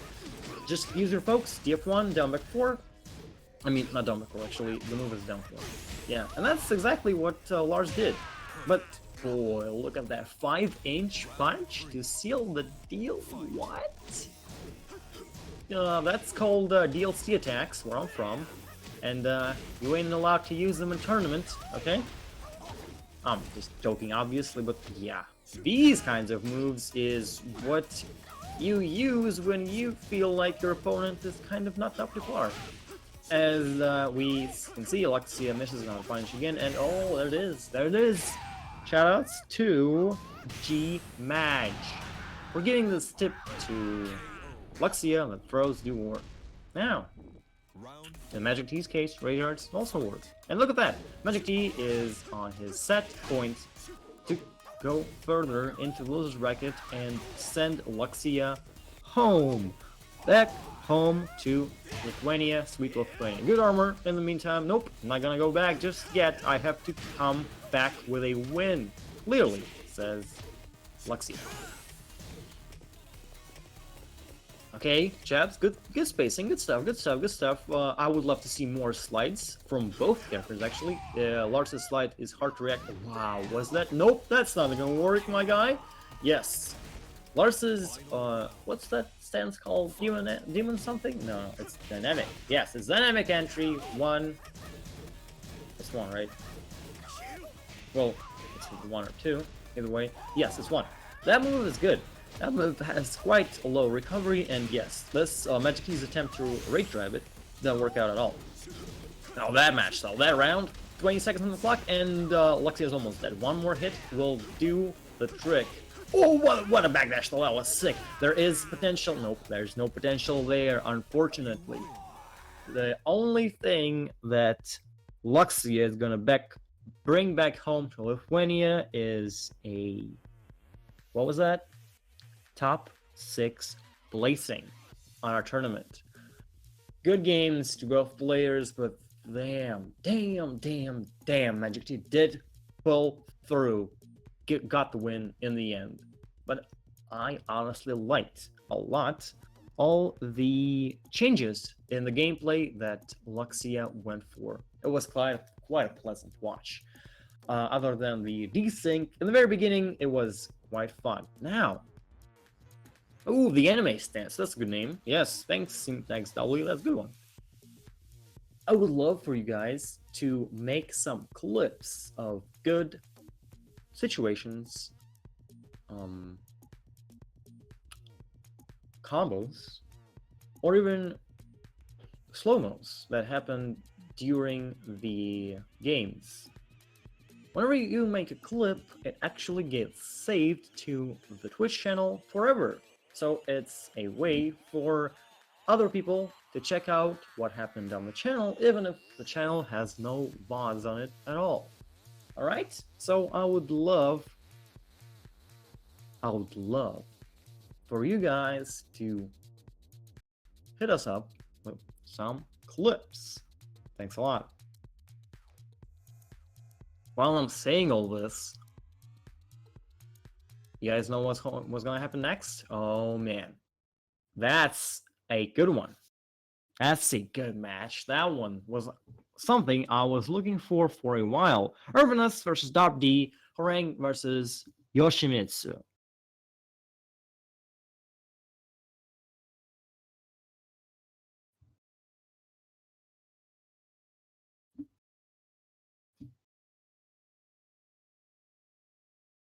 We've got Saber-Rank on Ervinas, and Yoshimitsu is on Usurper. We've seen that one for a while. In a while. Okay. Look at the moves. Oh my god. Look at the plans. Look at the moves. Am I right? Ooh, boy. Yes. Our Yoshimitsu player, DerpDe, is going in hard on the Hwoarang player. Right now, it's nothing short of lights out for the Taekwondo practitioner. He's trying to fight the Manji fighter right now. Oh, okay. That was high-key sick. Okay, clip that, alright? That was the perfect countermeasure, okay? This is one for the record books. Not that one, though, okay? Yeah, no. Eating raw back 3 to the face is... That's not clip warp. That's anti-clip warp. Don't clip that. Don't clip that. No, not a clip, okay? So, why was this a good one? Oh my god, and a hop kick? Oh, okay. So, the thing is, what's happening here is Ervinas is getting hella mixed up. The sword sweep, the unblockable sword sweep, got to his... got to him. He is very scared of it, and yes, that's clearly DerpDe's time to shine. Okay, so what happened there was Hwoarang was going for backlash, you know, the infamous high armor launch, etc. Awesome block, all that jazz. His opponent though, Yoshimitsu, ducked it. Yes, that move that just hit, hit Yoshimitsu was ducked the last time, and he went for the sword sweep, the unblockable. And Hwoarang, I'm fairly sure, has had little to no way to dodge the move. So the reason Backlash is that good of a move, one of the main reasons it is actually, lies in the fact that its recovery is literally 15 frames. The window between its active frames ending and the entire recovery stopping is 15 frames. So launching it is hard, alright? So by the time Yoshimitsu ducked and went for a hop kick, Hwoarang would have probably have recovered already. That is why he went for a unblockable move. In the meantime, the Rage Drive, yes, the Rage Drive DF4, everyone does this. Hwoarang's special. Why is it good? Because DF4 in right foot forward gives Hwoarang a chance at a right flamingo mix-up, the explosive one, okay? So if you look at the flamingos as Hwoarang, what? How did that happen? Okay, clip that for real. That too, I guess. Hwoarang is not aware how to punish a sword sweep as of right now. Just back 3, dude, is what they would say, but that's not as easy as it seems. Either way, normally, sword sweep's tracking is really good, but that back 1, that evasive left punch Hwoarang went for actually made it whiff. Alright?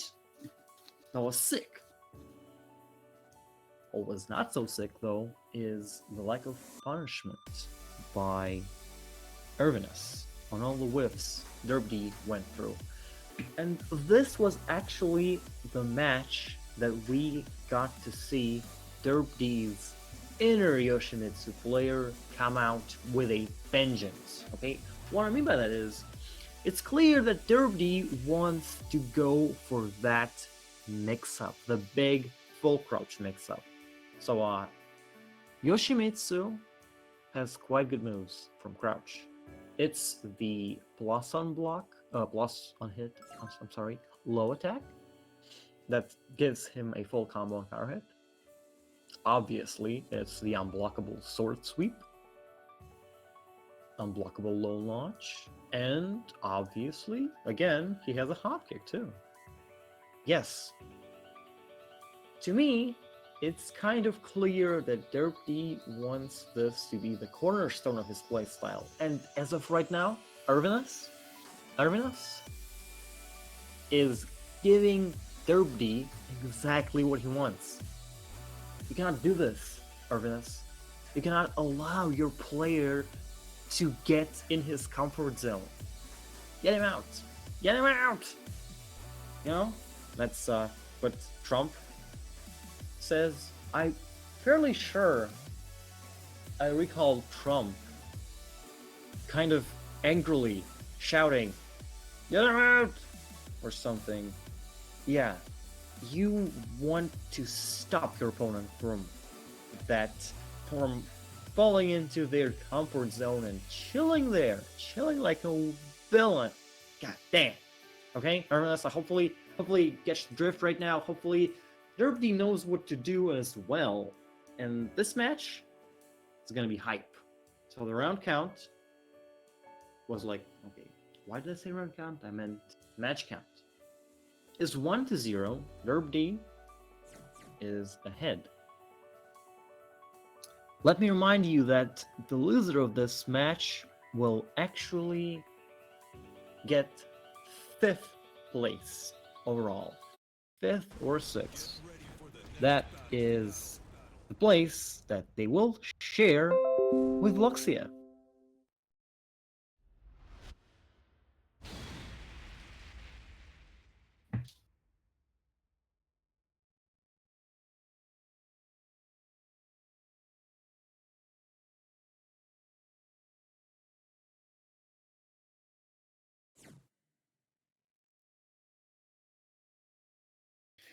Hey, Syntax W coming through with that clip. Thanks a lot, buddy. Appreciate it.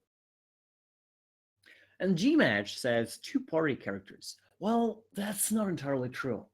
Actually, I don't think so. So you can definitely play Hwoarang in a party way, especially if you make sure to base your entire playstyle around the big bad right flamingo 50-50 mix-up.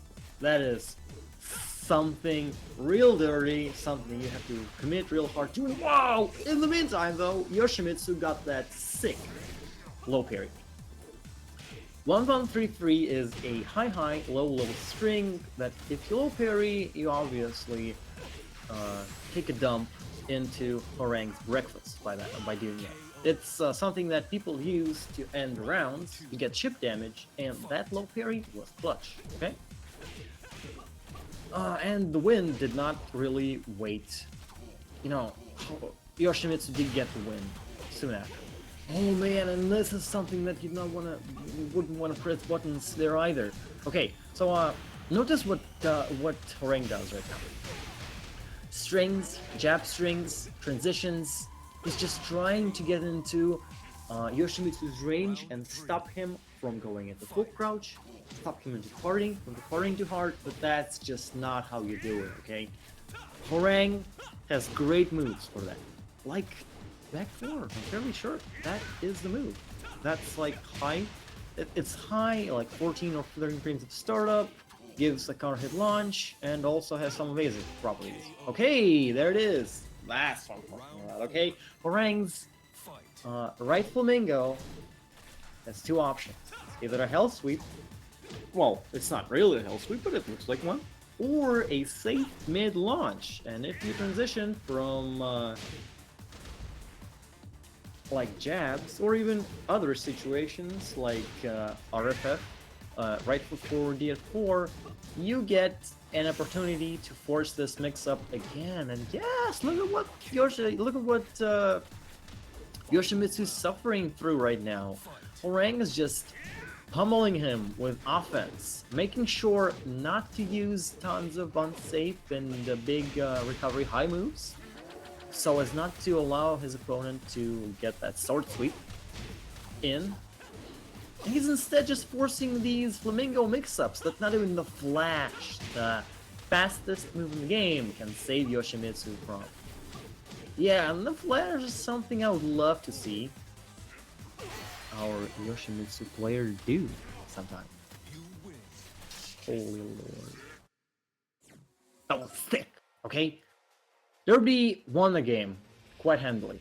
Despite the big change of playstyle our Hwoarang friend went through, it was lights out sooner or later.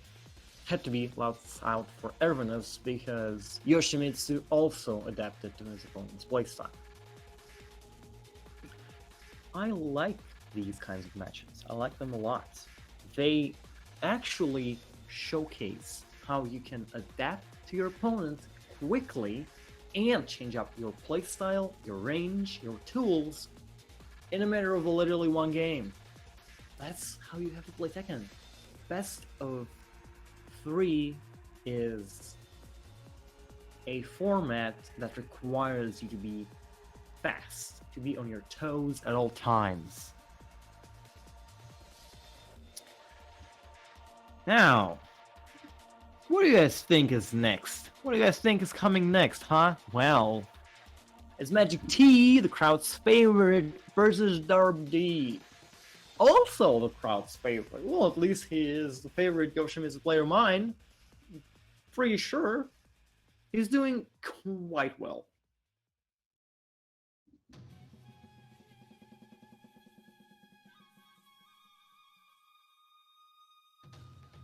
Ready for the next battle. Like, yeah, and ending the match with a seppuku of all moves just puts the nail of the coffin. You know, literally and figuratively. Again, puts the nail right in that Taekwondo's fighter coffin. Ugh. God damn. I wipe some sweat off my brow. That's what Chop would say if he were to commentate this. It was fun. It was good. Round No.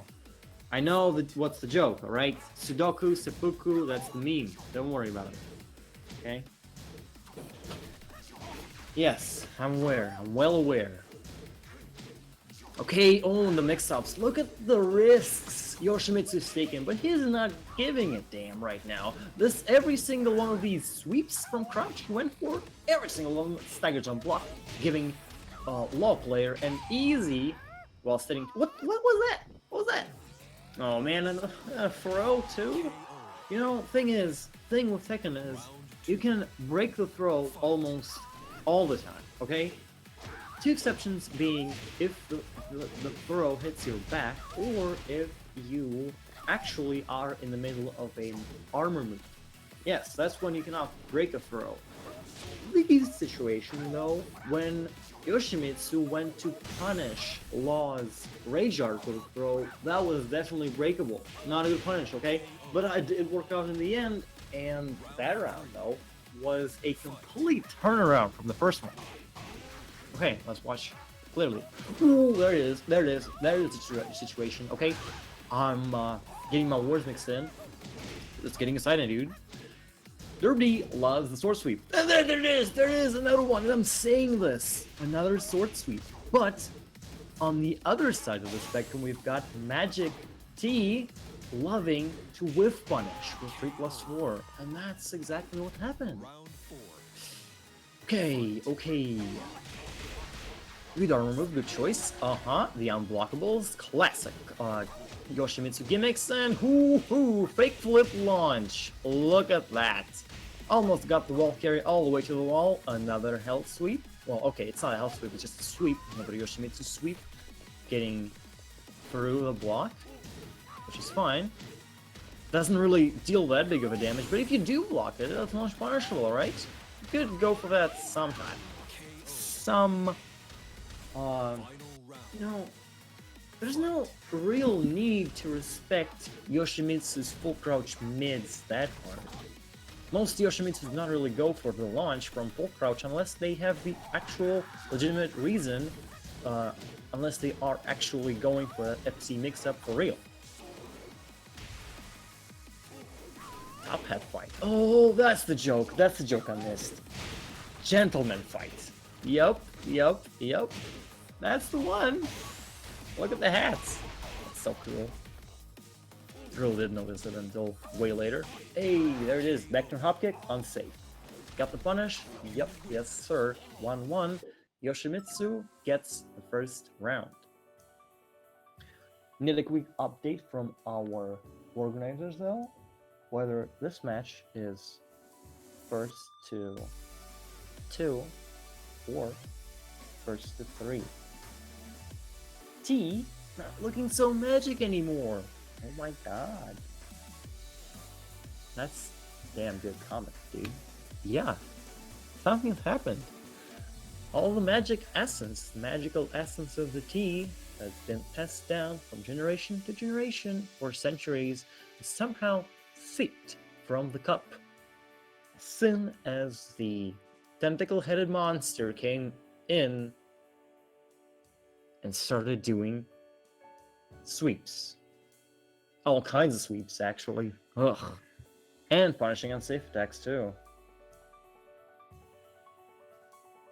Bro, chill WTFXD. Okay. Yeah, I guess that's what Donald Trump meant by cringe-worthy commentary, right?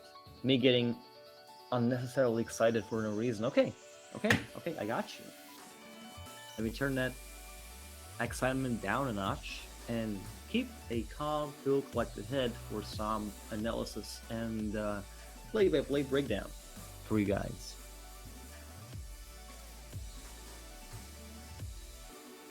Okay, here's the update. Best of 3 is this match. Our next match will be best of 5. Then we'll have a best of 3 in the losers bracket and a best of 5, first of 3 that is, again, in very, very last match of the day, the big grand finals. Oh, I lost 2 of the tentacles. Well, you know, Yoshimitsu has tentacles growing out of his head. Not being a dirty weeb or anything. That's literally what it is. That's how they made him. Round 1. Fight.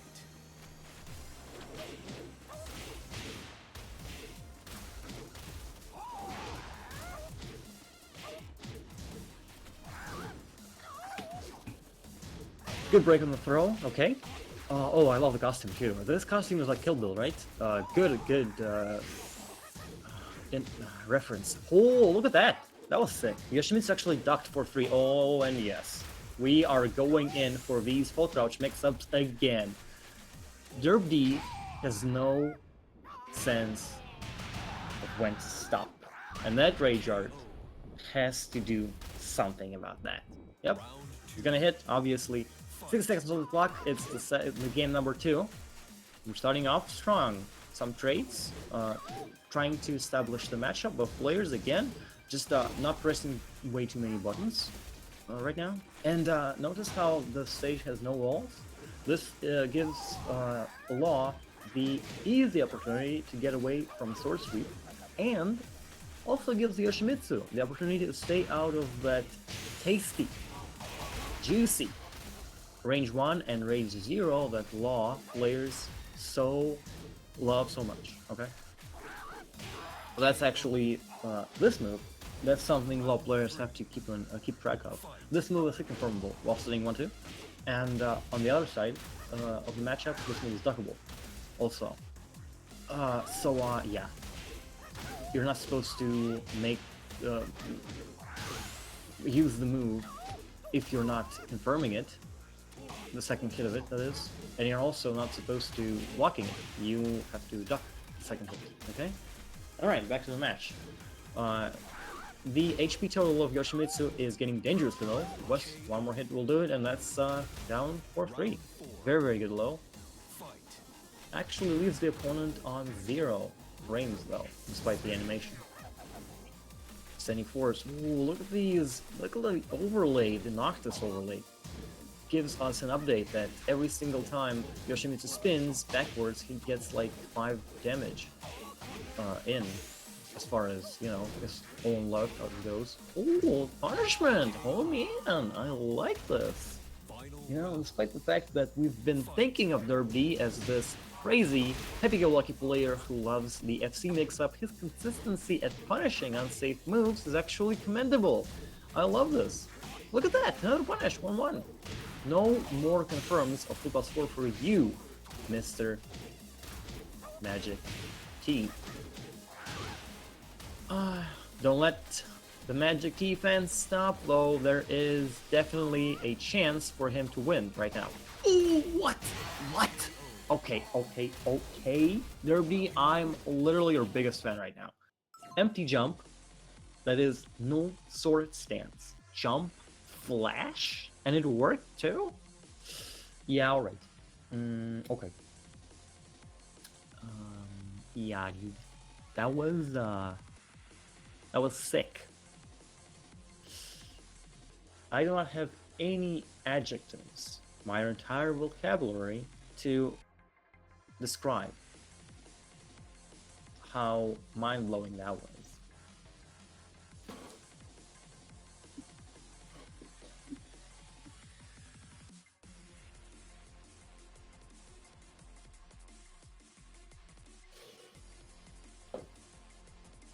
Yeah, okay, here's the update, ladies and gents. Unfortunately, Nikkie, I'm fairly sure, Nikkie is ready to play, alright, but Yun-Fei, we will have to wait for him just for a tiny bit.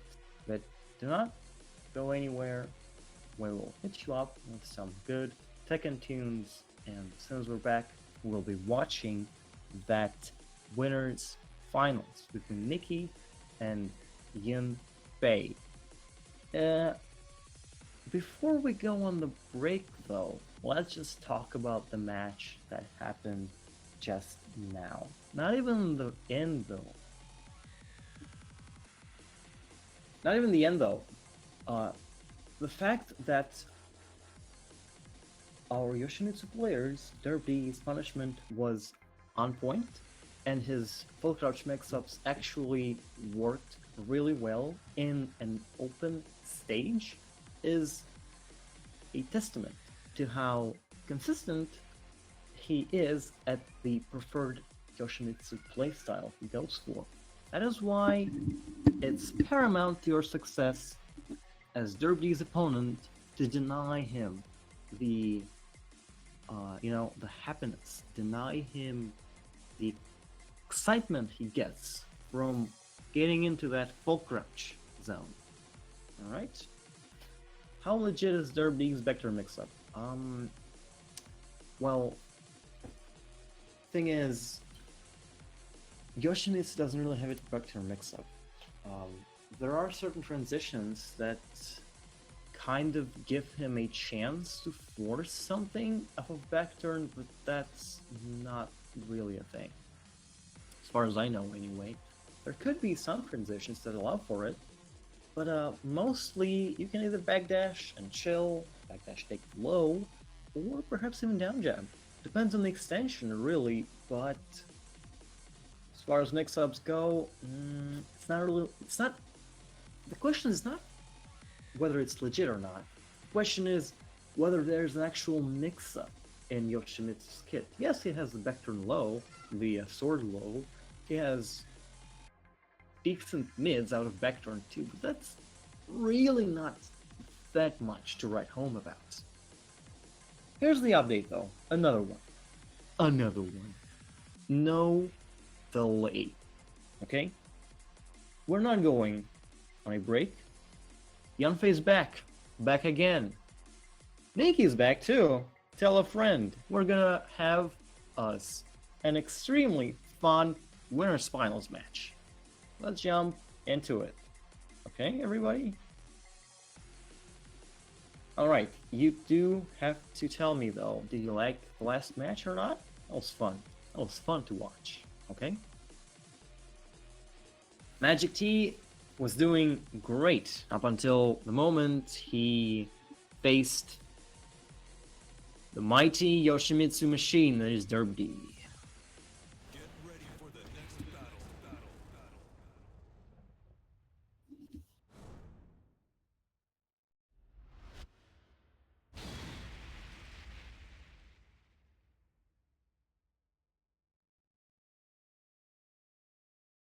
Leo versus Bob, no bare business this time around. Obviously, we are very, very serious. This is why we're picking blonde characters, okay? Blonde equals top tier, perhaps. Well, who knows? And obviously, this match is best of 5.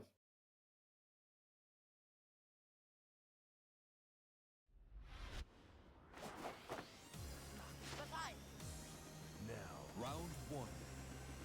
Fight. Look at that. It's a winter stage. This is important.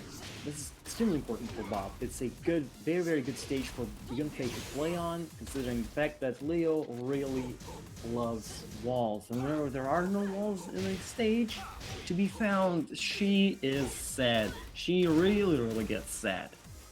That is why it's extremely important for Yun-Fei to win that first game, to establish the fact that he knows the matchup. Oh, what a good block, though. Oh my god. Nikkie, making me swoon over that consistency. Love that launch on the hell sweep, love the read, too. Oh, man, okay. Drop the combo, though, but that launch was sick. Oh, man. That was not too sick. Look at Nikkie right now. He is using tons of kind of panic moves, rushing, to disallow Bob from establishing his offense. He's just like, okay, I'm not gonna deal with that at all, let me just backswing. Not gonna deal with that either. Another one, look at that! Fight. After an unsafe move even, too. I'm doing an uppercut, that's minus 13, no matter. Let me backswing again. Okay? That's just the way Nikkie plays right now. He does not want to deal with Bob up close at all. Look at these combos though. Consistency. I like it. Coming moves, okay. Bob is on the defensive right now. He has to do something. He has to start up some offense or else Nikkie's just gonna run over him. Even in a stage with no walls. Oh my god, what a block again. Look at Nikkie's timing. It's impeccable right now. Yep, a simple jab will seal the deal. Low spinning one, down jab. Oh, there it is. The big full crouch sweep block by Yun-Fei is coming out. And a launch that gives him a 40% combo into some Oki. 60% for Leo is now gone. Ooh, a health sweep though. Man, look at all of these launch punishable lows these players using. Whoa, Nikkie, what are you doing? Oh, holy lord, that's a cool launch. That's a cool punish. Just side note, I like that one a lot. Okay, so both players are insistent on using these launch punishable lows to make their opponent crouch at certain times. This is clearly a pattern they're both going for one reason or another. They want their mids to hit their opponents whenever there is a low mid mix-up that's like present. Spring kick. Oh, he literal delay hop kick after the spring kick got blocked and it actually landed. Ugh. No confirm. Oh man, it doesn't stop Bob from getting his first game in though. Yes, that's exactly what I'm talking about. Bob getting that first win on the winner map was kind of expected. Okay? I would be extremely upset if he lost that one because, as I said numerous times, Leo loves walls and hates the lack of them. It's up for Nikkie to get his RNG into order and hit the 90%, like the 93% of the stages that have walls, actually, the next time we go into character select. The match count, the game count that is 1-0, and we are playing to 3 wins. As soon as we get first player to 3 wins, the other one will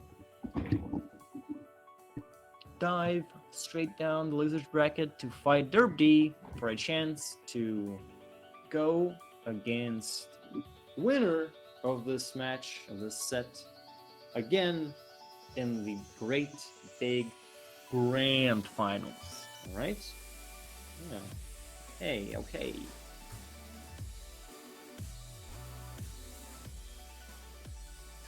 Seems like something is up. Perhaps Yun-Fei is having a bit of a trouble. Hopefully we will get a chance to watch this match in the next couple minutes, or else I will have to talk about the matchup in depth even more. And if you guys would like to hear that, please go ahead and type it up in the chat. Share your thoughts on the matchup yourself, and share your thoughts on whether Leo is a boy or a girl. Again, seems like it's the most important question of all these days.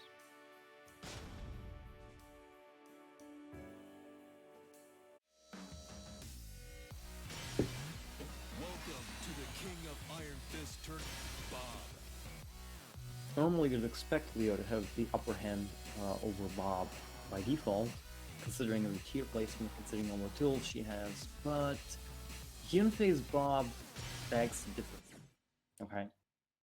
Yun-Fei's Bob is consistent, Yun-Fei's Bob knows when to hell sweep and when to go for mids, and Yun-Fei's Bob's use of back 2-2 is quite impressive. Get ready for the next battle.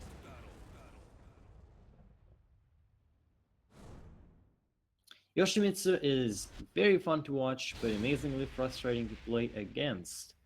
Well,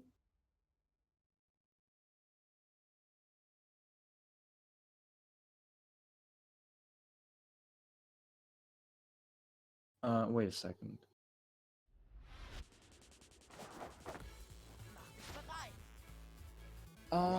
Okay. Well, you guys will probably not be happy to hear this, but the actual round count right now, the actual match count right now is 1-1.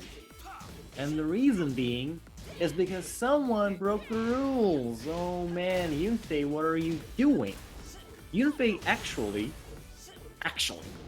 picked the stage instead of getting a random one. I'm not sure if that was this one, this stage, or the previous one, but either way, that is why we are giving a free match to Nikkie. That's in the rules, okay? It's in the rule book, in the Dungeons and Dragons rule set. Okay, it's not actually not a rule set. It's just that how the tournament matches works. Yun-Fei breaks the rules, his opponent gets one game, and the rule being you cannot pick your stage manually. It has to be a random one. This doesn't really stop Yun-Fei from being an aggressive Bob, though. Look at that. Good duck. No but what's the word? Okay, he was not confident, yes? He was not confident while staying 2?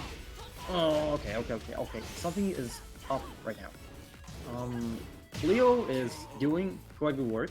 Oh, what? The damage was sick! Oh my god, and the option select, well, it's not actually exactly the option select, you just have to beats both the mid and the high. So, Bob's crackerjack move, that is the belly jump that has either a mid or a high extension. Oh man, look at these combos in the meantime, though. Oh, so sick. Nikkie is consistent at them. Nice.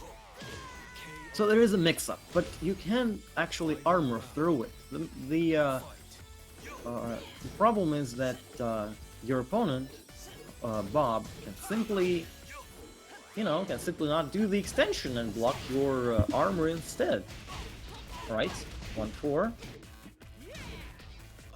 Bob has clearly changed up his timing, but he did not change up the ways of him using attacks to counter K&K stance. Whoa, what a combo! Okay, that was sick. Clip that.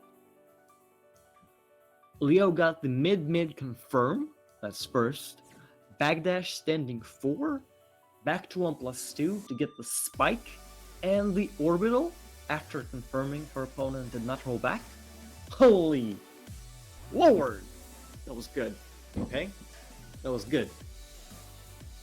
You could argue Nikki does not deserve to win from his opponent not picking a random stage, but this win was 100% deserved, okay?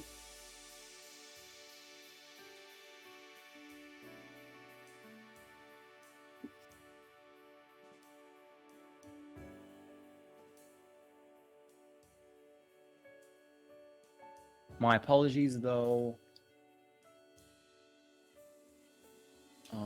Just something I have to ask the organizers about. Just a second.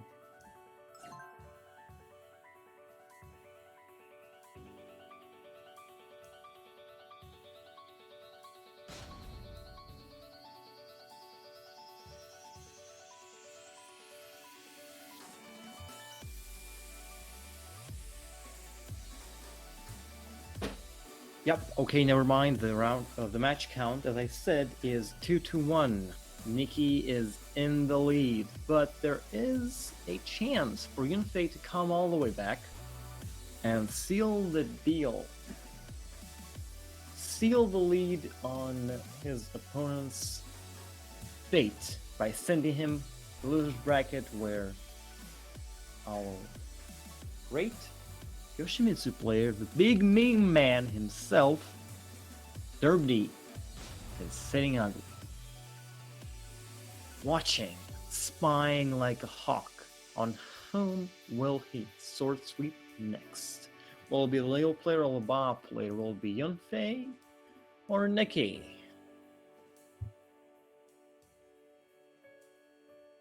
Interestingly enough though, every single one of our top 4 placers is from Latvia, no Lithuania. As far as Lithuania goes, their highest was 5th place with both Luxia and Ervinas being from Lithuania. Now as far as Estonia goes, Estonia did not do too hot. Our highest placer, as far as an Estonian player goes, oh boy, what will that be? That's Pythagoras, and the placing is like top 24 whereabouts. Yeah, that sounds like top 24. Okay. Good games to everyone who joined the fight. As of right now, it's all about Yun-Fei and Nikki facing off versus each other. The round count. My God, why am I saying? Why do I keep the same round count? It's the game count. It's 2-1. And assuming Bob can actually get a chance to play on an endless stage, that can definitely swing the situation in his favor by not only providing him the win, but also discouraging his opponent from playing further. With that said, though, I'm not sure if it actually is possible to discourage Nikki. He is consistent, his combos are sick, and he knows when to use the moves that he uses. Like, the way Nikki plays is textbook Leo. Ooh, okay. No Bob, no more Bob, alright? It's bear. It's bear time all the way down. Why I'm saying all the way down is because if Yun-Fei loses right now, it's the last 3rd point for Nikki. Yun-Fei goes to loser's bracket. If Yun-Fei wins, he is locked to Kuma. He cannot change the character from Kuma, since winners are not allowed to choose the characters. They are locked in, so to speak. That is why this is his ace in the hole. He wants to stay in the lead. He wants to play in the grand finals as the one with no L beside his name. That is why the big bad Kuma bear is coming out. Whoa, what with punish though? Jabs? Come on, dude. You're a big bear, yeah? But this DF2, this uppercut is way better than your 4, your jabs, and your 2 character slots, alright? Oh, what a combo, too. Oh my lord. Look at that, though. No bear-specific adjustment. What a punish. Like, oh my god, consistency is key right now, as Nikki just gets the punishment so very well, except for that one. That was a very, very good idea for Yun-Fei to go for. As I was saying last time we watched Kuma play, yep, that's obviously a win, right?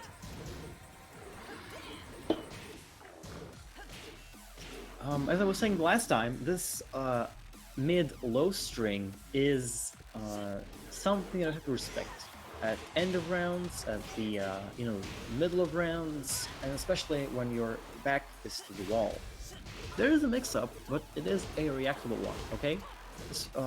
Not to mention the fact that you can actually probably like sidestep one of them. Oh, okay, that was sick. The situation, yeah. That situation at the wall before the rage art was quite impressive.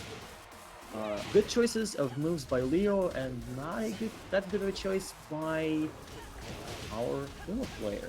Yun-Fei was kind of insisting on going for the unique move that Kuma has in the ground, and it did not work at all. It did not work well at all. Right now, that rage art is gonna obviously hit, and the situation is gonna swing heavily into Yun-Fei's favor. Yep, that's what I'm saying again. Yun-Fei's over-reliance on Bear's unique wake-up option, the clap, is what has been sealing his fate for a while now. You shouldn't really use these moves unless you are actually aware of the fact that, unless you are actually consistent at getting the reads off properly. And as I'm saying this, great moves are coming out right now from Leo. Round count is tied up for now. It's single Urichi, as MYK would say, because it's Yun-Fei's tournament point on the line. Oh my god, that was legit sickness. This has to be Yun-Fei's game, right? Yun-Fei's game to lose, that is, as Nikki takes the 3rd point. Wow. That was damn impressive. Okay? That hop kick, let me tell you.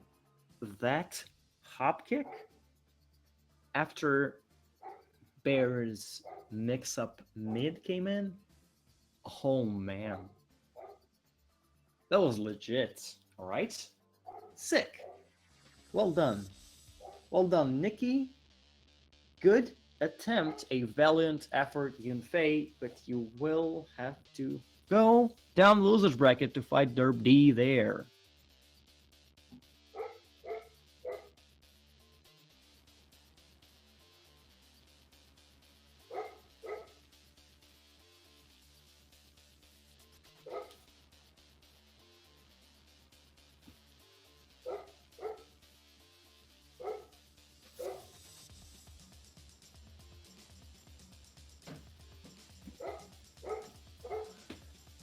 This match is best of 3, not best of 5, obviously.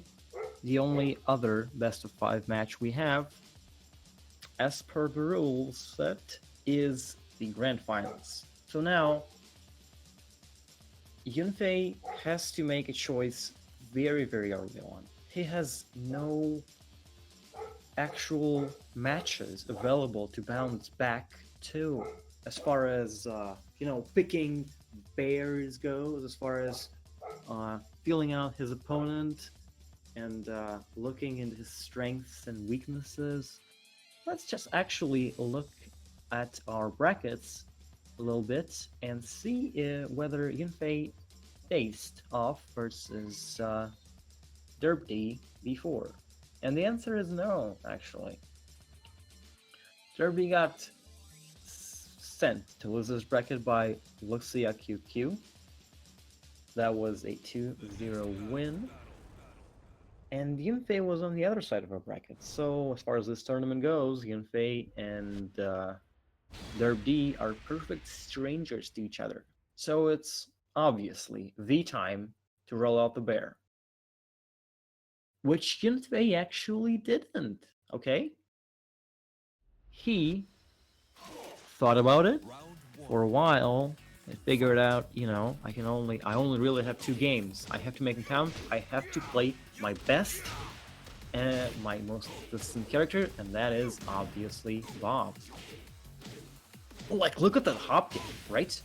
That hop kick was hella dirty. Straight up bullshit that hop kick was.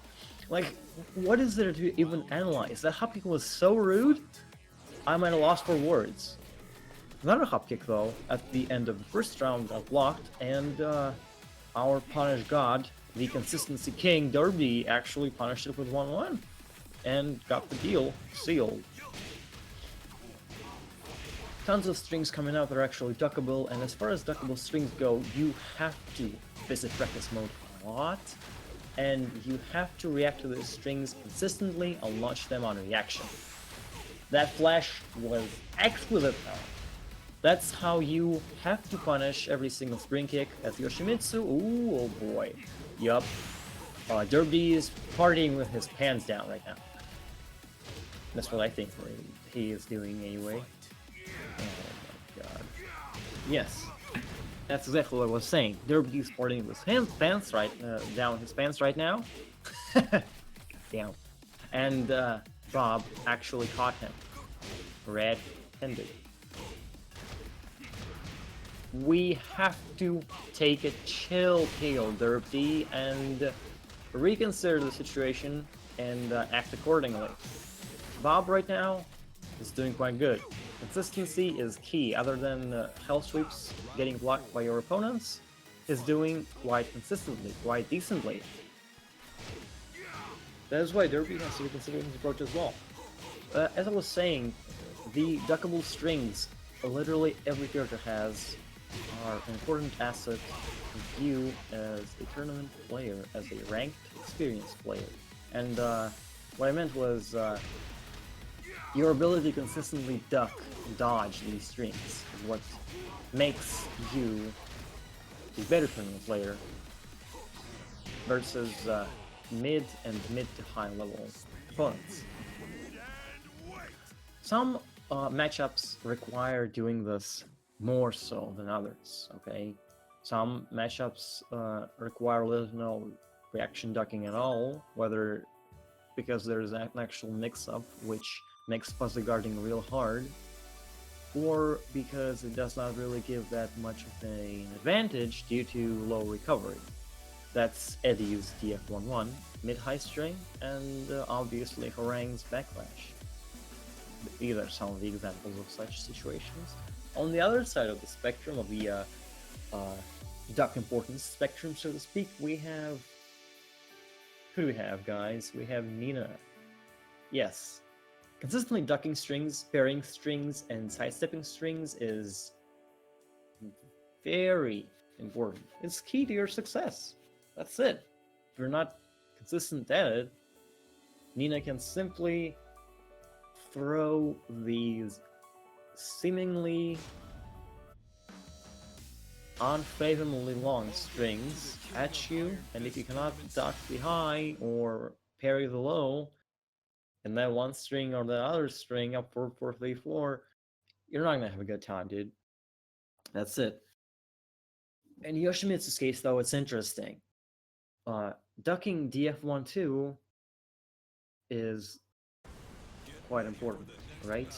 But as far as his other strings go, where there are actually highs present, there are mix-ups. So if you're not consistent at ducking and launching, you're not consistent at confirming the whiff, you should perhaps look into countering these strings in some other way, shape, or form.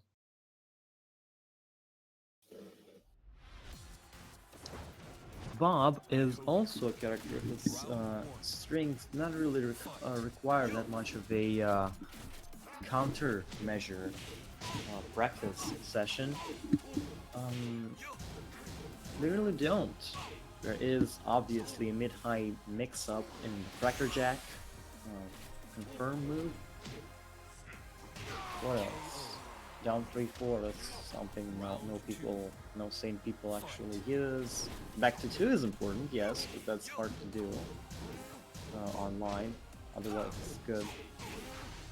Other than that, though, I'm not really sure. Others are basically mix-ups or moves that people do not use for the exact reason that they are ducking.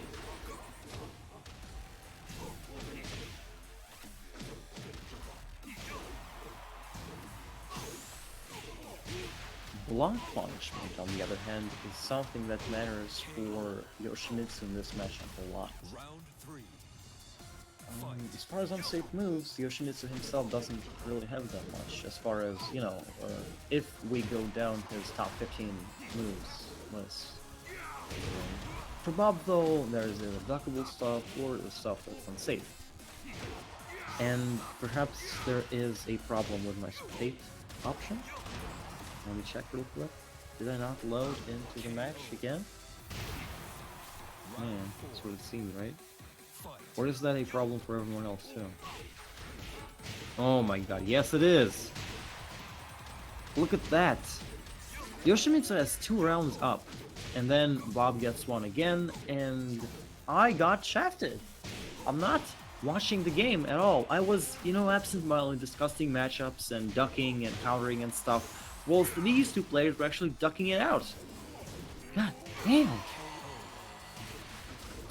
Bob is now using a lot of different moves, getting some real good confirms too, but these random hop kicks, seemingly random hop kicks anyway, we have to stop, okay? What?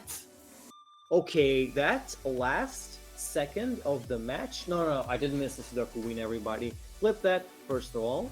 Secondly, I actually tuned into the match just in time to witness the goodness, the greatness of DerpDe's now infamous back turn into Sudoku. I assume that was the situation, what was the name, Gmag13 or something, was talking about literally 30 minutes ago. Again, it's not a mix-up, obviously you can just down jab. You are risking getting hit, getting counter hit, that is, by the extension of the string, but otherwise, you know, the mix-up's not something to write home about, and that is what makes the situation even sicker. How is he so consistent in getting actual Sudoku wins in tournament versus tournament players? I have no clue, but it's sick. The match count is 1-1. We are going into our final round. It's the final chance for either player to stay in tournament and face off against the big, great Nikki in the grand finals. Okay, let's get right into it. And as I'm saying this, I have to remind all of you guys that because Korinoken and Yun-Fei share the same account, due to them staying at one place. Good launch. That was a good launch. The spectator commentary will be delayed for like 10 to 15 seconds. There's no way I can do about it. It's unfortunate. The F1. Oh, no break on the throw. That's huge. Oh man. What? Okay, the consistency of DerpDe is unfathomable right now. That low parry was godlike. Nothing short of godlike. That was sick. I'm impressed. Okay. Flabbergasted even. DerpDe is feeling himself hella. Not giving a chance for Bob to establish any kind of offense. Like, look at that. He has to do safe moves and then duck to bait whiffs, and he kind of has to use these high-low strings to get at least some damage in. But this round, though, the second round was really good in that Bob managed to stay at that good range where Yoshimitsu's mix-ups and gimmicks aren't really that scary, and he was consistent in interrupting stuff as well as punishing some of the whiffs. Bob is really leveling up right now on the spot. He's not, he's not really falling for much of Yoshimitsu's bullshit anymore. He's getting more consistent zoning in, as well as very, very good back 2-2s, which it doesn't seem like Yoshimitsu is that good at parrying or blocking. Okay, what's going on right now is we are at the final round of this, possibly final round of this stage, which means that there's no walls and very, very close match right now. Oh my god, that last situation in the end there, that deserves a clip too. Yun-Fei, I have no idea why did you attempt going for a throw when your opponent was clearly airborne. That was a grave mistake. That was not the single mistake that led to your demise in the end, but that was it. How the mighty have fallen. Going all the way from winners finals to getting eliminated in losers finals. That sucks to suck. Unless we are actually playing best of 5 in losers round 6 too. That's the case. No, that's not the case actually. I'm sorry. I'm really sorry for spreading the misinformation.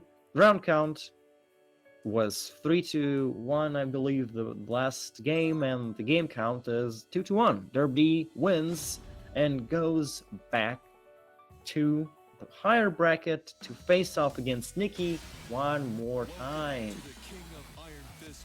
Why DerpDe and Korinoken playing more, I am not sure.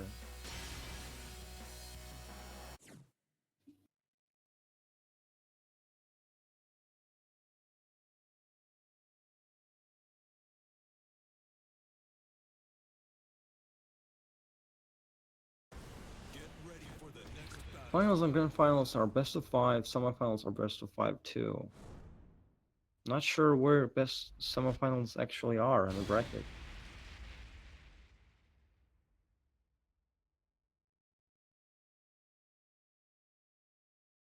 Yeah, Korinoken ELECTRZxx specifically says that that's it. Losers finals are best of 3. The only games that are best of 5 are, apparently, as per the rules, are winners finals and grand finals. So yes, as I was saying correctly, Yun-Fei lost, it's unfortunate, and DerpDe won.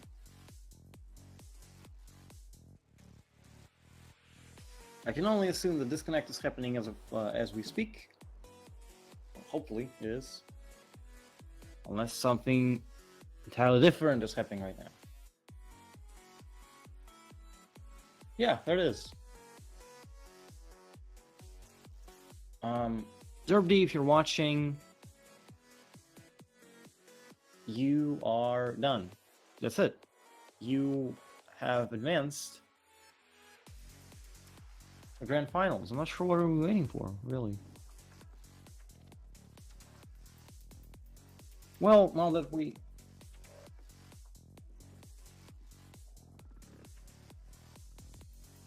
it would be really nice for either player to actually deal damage to the other one and, you know, speed it all up.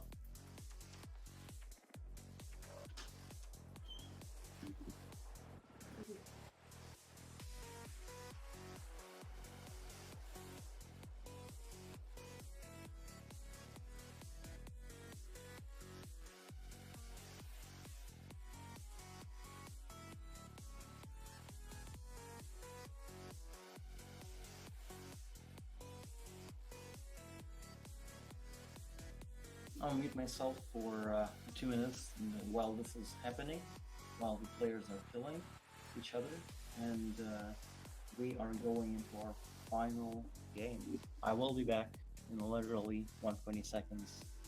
Don't go anywhere.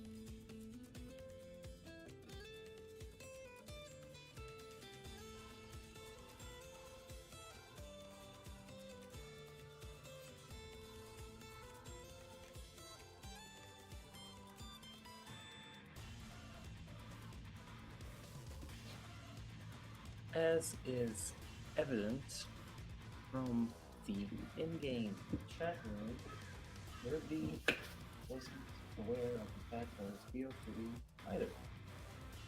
Yes, we are actually going into our last game of the stream.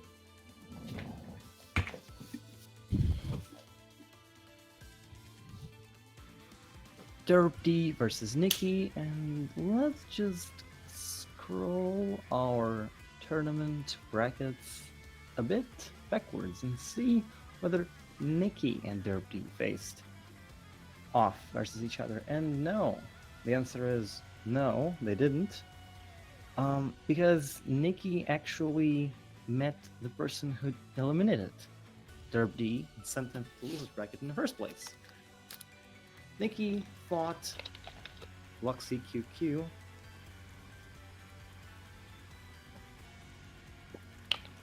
and sent him to the losers bracket as well. So it's not a run back as far as the tournament is concerned. These two have not met each other before.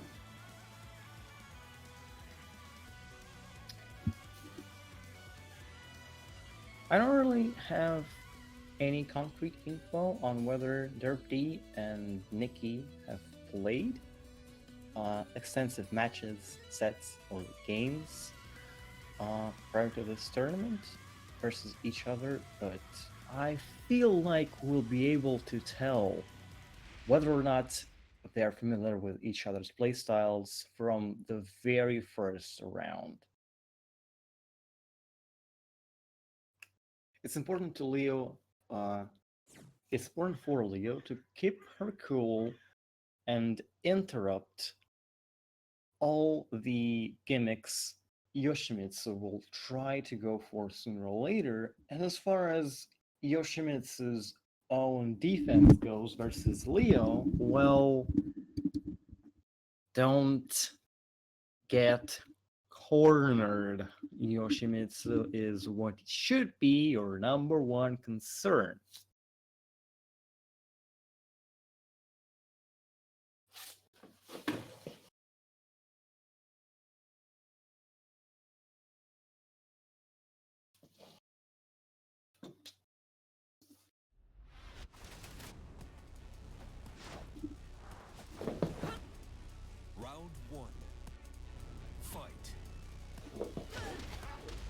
going right into it.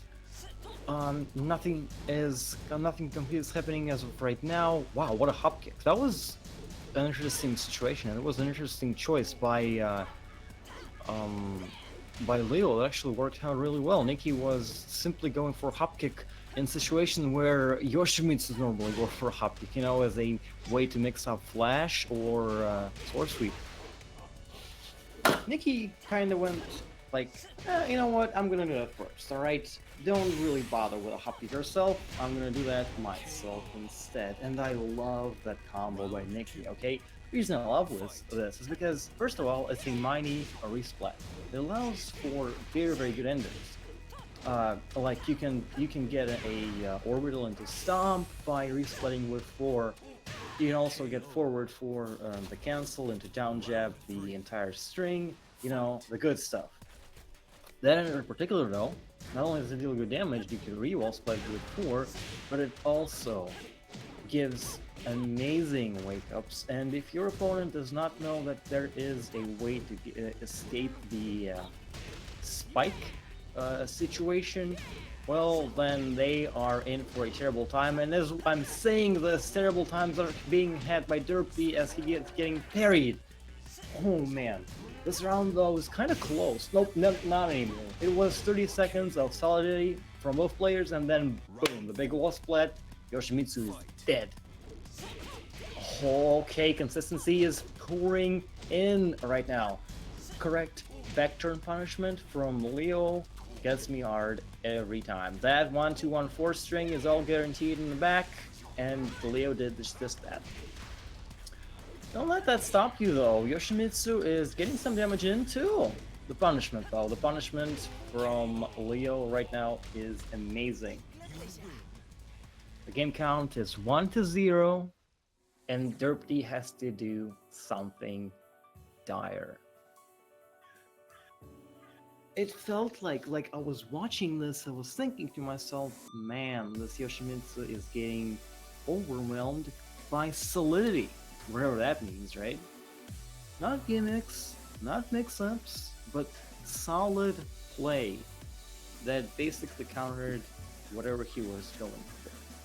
Obviously, I can go in depth analyzing the ranges these two players stayed at, the choices as far as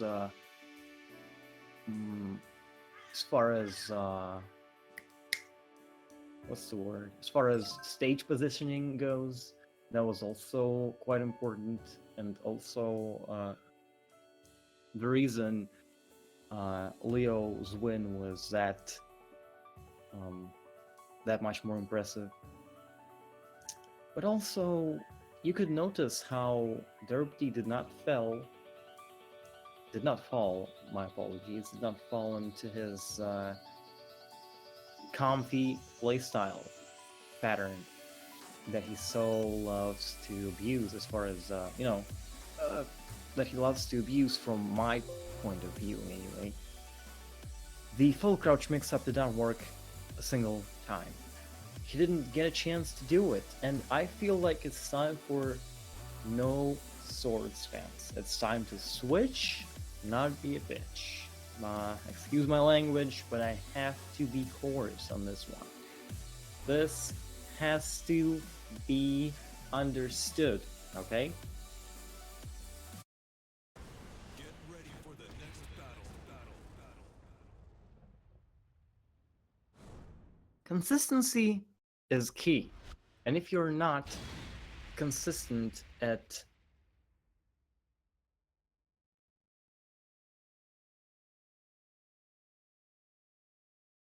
getting your full crouch mix-up in, sorry for the pause, it was something unrelated. If you're not consistent in getting your full crouch mix-up, you have to switch up, okay? The full crouch mix-up is extremely risky on whiff, and if they guess right, that is, block your hop kick, or basically make your health sweep whiff, or your sword sweep whiff, you are in for a terrible time. Possibly switching to North Sword stance, applying the full crouch mix-up in a different way, that is, using the fast low launch instead of the slow and low unblockable, and just using supreme punishment that Yoshimitsu gets access to whenever he's in North Shore stance could actually work out in the end for DerpDe. Oh, okay. See, he's still going for full crouch mix-ups, except this time around it's magnified tenfold. It still does not work though, and look at the combos by Nikkie, the solidity right now. He actually almost got the proper wall split too, but it was just that bit away from the wall. It was almost good. Oh, okay, so the adaptation is coming out from DerpDe, but that does not stop him from eating that hop kick again, and that's probably all she wrote. Exactly. A bit of damage that Nikki has to deal with. Nope. Psych! That's some good defense by... oh, never mind. Okay, DerpDe's low parries, where his lower health are great, okay? You could notice how he's just doing this consistently from game to game. Okay, good launch there, right? This is good. This is good for DerpDe, since now he's actually forcing Nikkie for some reason to go into... oh, okay. There's the suicide. And the suicide worked for a couple reasons. One of them being that Leo was actually expecting a mid or a high that she would reverse and wall split the opponent behind her back. That's how one of her reversals works. I'm not sure which limb is it. Perhaps it's situational, perhaps it's only punches or only kicks, I don't really remember, but another launch by DerpDe is just a perfect launch punish. Well done. DerpDe is moving up. It's not all roses and wherever else saying goes for Leo. Oh, okay, never mind. That was good. That was proper combos. I like it. That's not an easy one to do, considering how exactly consistent, how exactly pristine you have to be with your move choices in order to get the wall split just right for your stomp to be 60% later on. I like it. Ooh, look at the movie change though. The uppercut, DF2, is something DerpDe has to use a lot. I also forgot Yoshimitsu didn't had that, but that's just an extremely good move. It's a safe mid launcher. Ooh, froze! There it is, the stone head. Alright. Oh, another one! Holy lord, why is this working? This is working out for Yoshimitsu so often. He has managed to hit this thing 3 times now. One time from he has hit Yun-Fei, who has placed top 3, and he's actually freaking Sudokuing the current champion. The current go-to guy to beat is getting suicided on. Oh, that's a loadful. That's a mouthful of of good stuff. What am I saying? What am I even saying at this point, right? This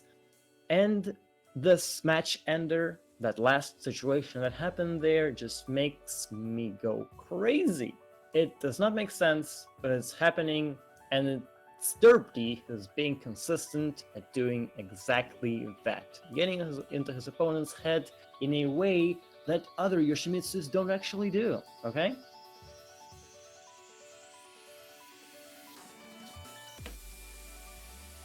As far as Nikkie's playstyle though, this stage definitely was not that good of one for Leo, considering how huge it is. That's not even a problem, really. It's clear that Nikkie is knowledgeable in the matchup, right? The problem is, there are definitely situations that Nikkie is still very much unfamiliar with, and that is exactly what gets him killed. If Nikkie can stay at a certain range where it does not work, but his good buttons will work still, that is like range 2.5, where Leo has access to the mid-high homing move, that's also launcher of a 4-3, She also has access to the double death fist, QCF1. That's a move we have not seen Nikki use the entire game, too. The entire tournament, actually. What's up with Nikki and not using safe-ish low attacks as Leo? He's just going for extremely hard, read-based launching moves and knockdowns, not giving attention to all the little details in minute low attacks that will chip his opponent and make him do a move sooner or later, too. It's important. Wow, these counter hits, though, that's what Nikki is consistent. Very, very good combos with good adaptation, and oh my god, look at the lows and the confirms. Holy moly, yes, that's what I like to see. DerpDe has to switch it up, obviously. All the low parries he was getting at the end of the games, yes, that's what I'm talking about, exactly. DerpDe is reading my mind right now. What I'm saying is, the consistency at which DerpDe was low parrying, you'll probably remember this. The consistency at which DerpDe was low parrying every single one of the lows at the end of rounds before can definitely be applied to here in order to low parry these smallish low attacks by Leo. Like, yeah, and look at the range. Notice the range Leo is playing at right now. Not allowing DerpDe to approach, not giving him a way to get in, even. Need I remind you that DerpDe has to win 6 more, my apologies, 5 more games in order to win, right? And as far as, you know, as far as Leo winning the tournament goes, Nikki only has to win 2. This one being the first one. And as I'm saying this, I'm not even surprised, literally. I'm just looking into the screen, staring into the screen of this madman, where this madman actually gets another Sudoku on a tournament player, and I'm just unfazed by it. I've just gotten used to it, and I cannot stop loving, still, how consistent is DerpDe at doing these kinds of setups. That block was real good, though. Yes, that's what I'm talking about. These kinds of lows are heavy, and if you do block them, that's a free launch. Alright? Let me just confirm that the game count is 2-1. That is correct. Nikki has to win 1. Literally 1 more game is left. And for DerpDe, it's a very, very long and grueling way up. 5 more. If you can do DerpDe, I will stay your biggest fan for life. If you ever get a sub button on your Twitch channel, definitely getting that 12-month sub in immediately.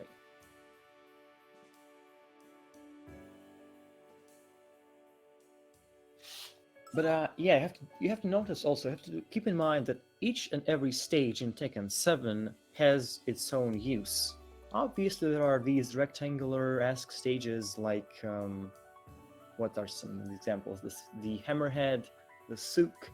These are the stages where you can just pick a certain angle and chill. No matter if you are a character with good walls or good open ground presence, you can still kind of fine-tune your positioning to make these stages comfy for you.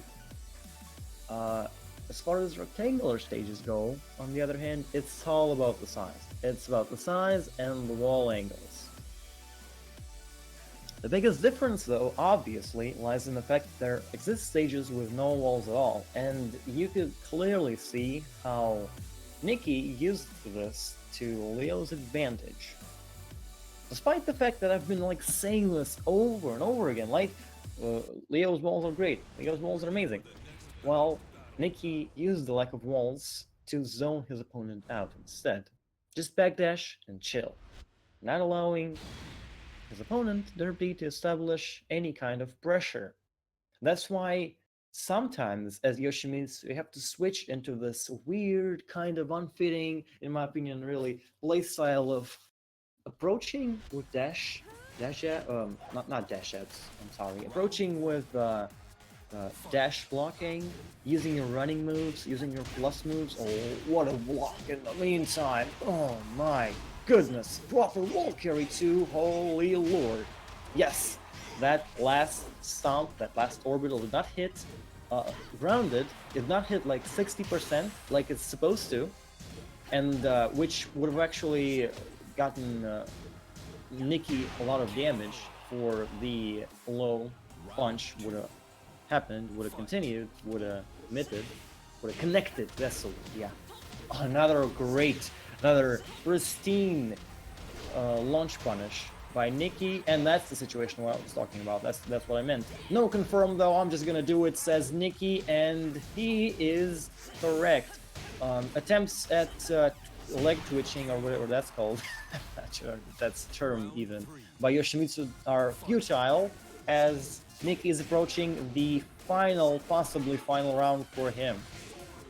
Big whiff. Okay, that's a good launch. And look at the strings. No sword stance actually seems to be working out quite well, except for that block again. Notice how Nikki is using his twitch ducking. He's using his backdash and then committing to a duck in order to block these seemingly unreactable low attacks. Really, really cool. It's impressive. And now he's just chipping away at with low attacks, double hell sweep. No, that was double death fist, and then the big demon paw looking move to seal the deal and win the entire thing. Wow, Nikki, well done. It was not DerpDe's day to dethrone you as the Baltic Tekken tournament champion. Good God. Not a single loss set the entire tournament. Nikki, hats off to you. You did amazingly, and I was obviously very, very impressed by your playstyle throughout the entire thing. Now, I have to say big thanks to Korinoken for streaming this entire tournament. Huge shoutouts to ELECTRZxx for hosting Baltic Tekken tournament online on PC. That was me, Token Obdurus, aka Toko, on the mic, on commentary throughout the entirety of Winner's Side Top 8. Korinoken might have a word or two to say to all of you who are still watching and enjoying the tournament. And as for me, I have to say huge thanks to you guys, huge thanks to the crowd for watching, sticking to the very end, and getting excited for all the people like MagicTea, DerpDe obviously, for being great excitement, for providing great excitement for everyone. That's it for me. I'm gonna go away now. Keep it cool, everybody, and have a nice weekend. God bless.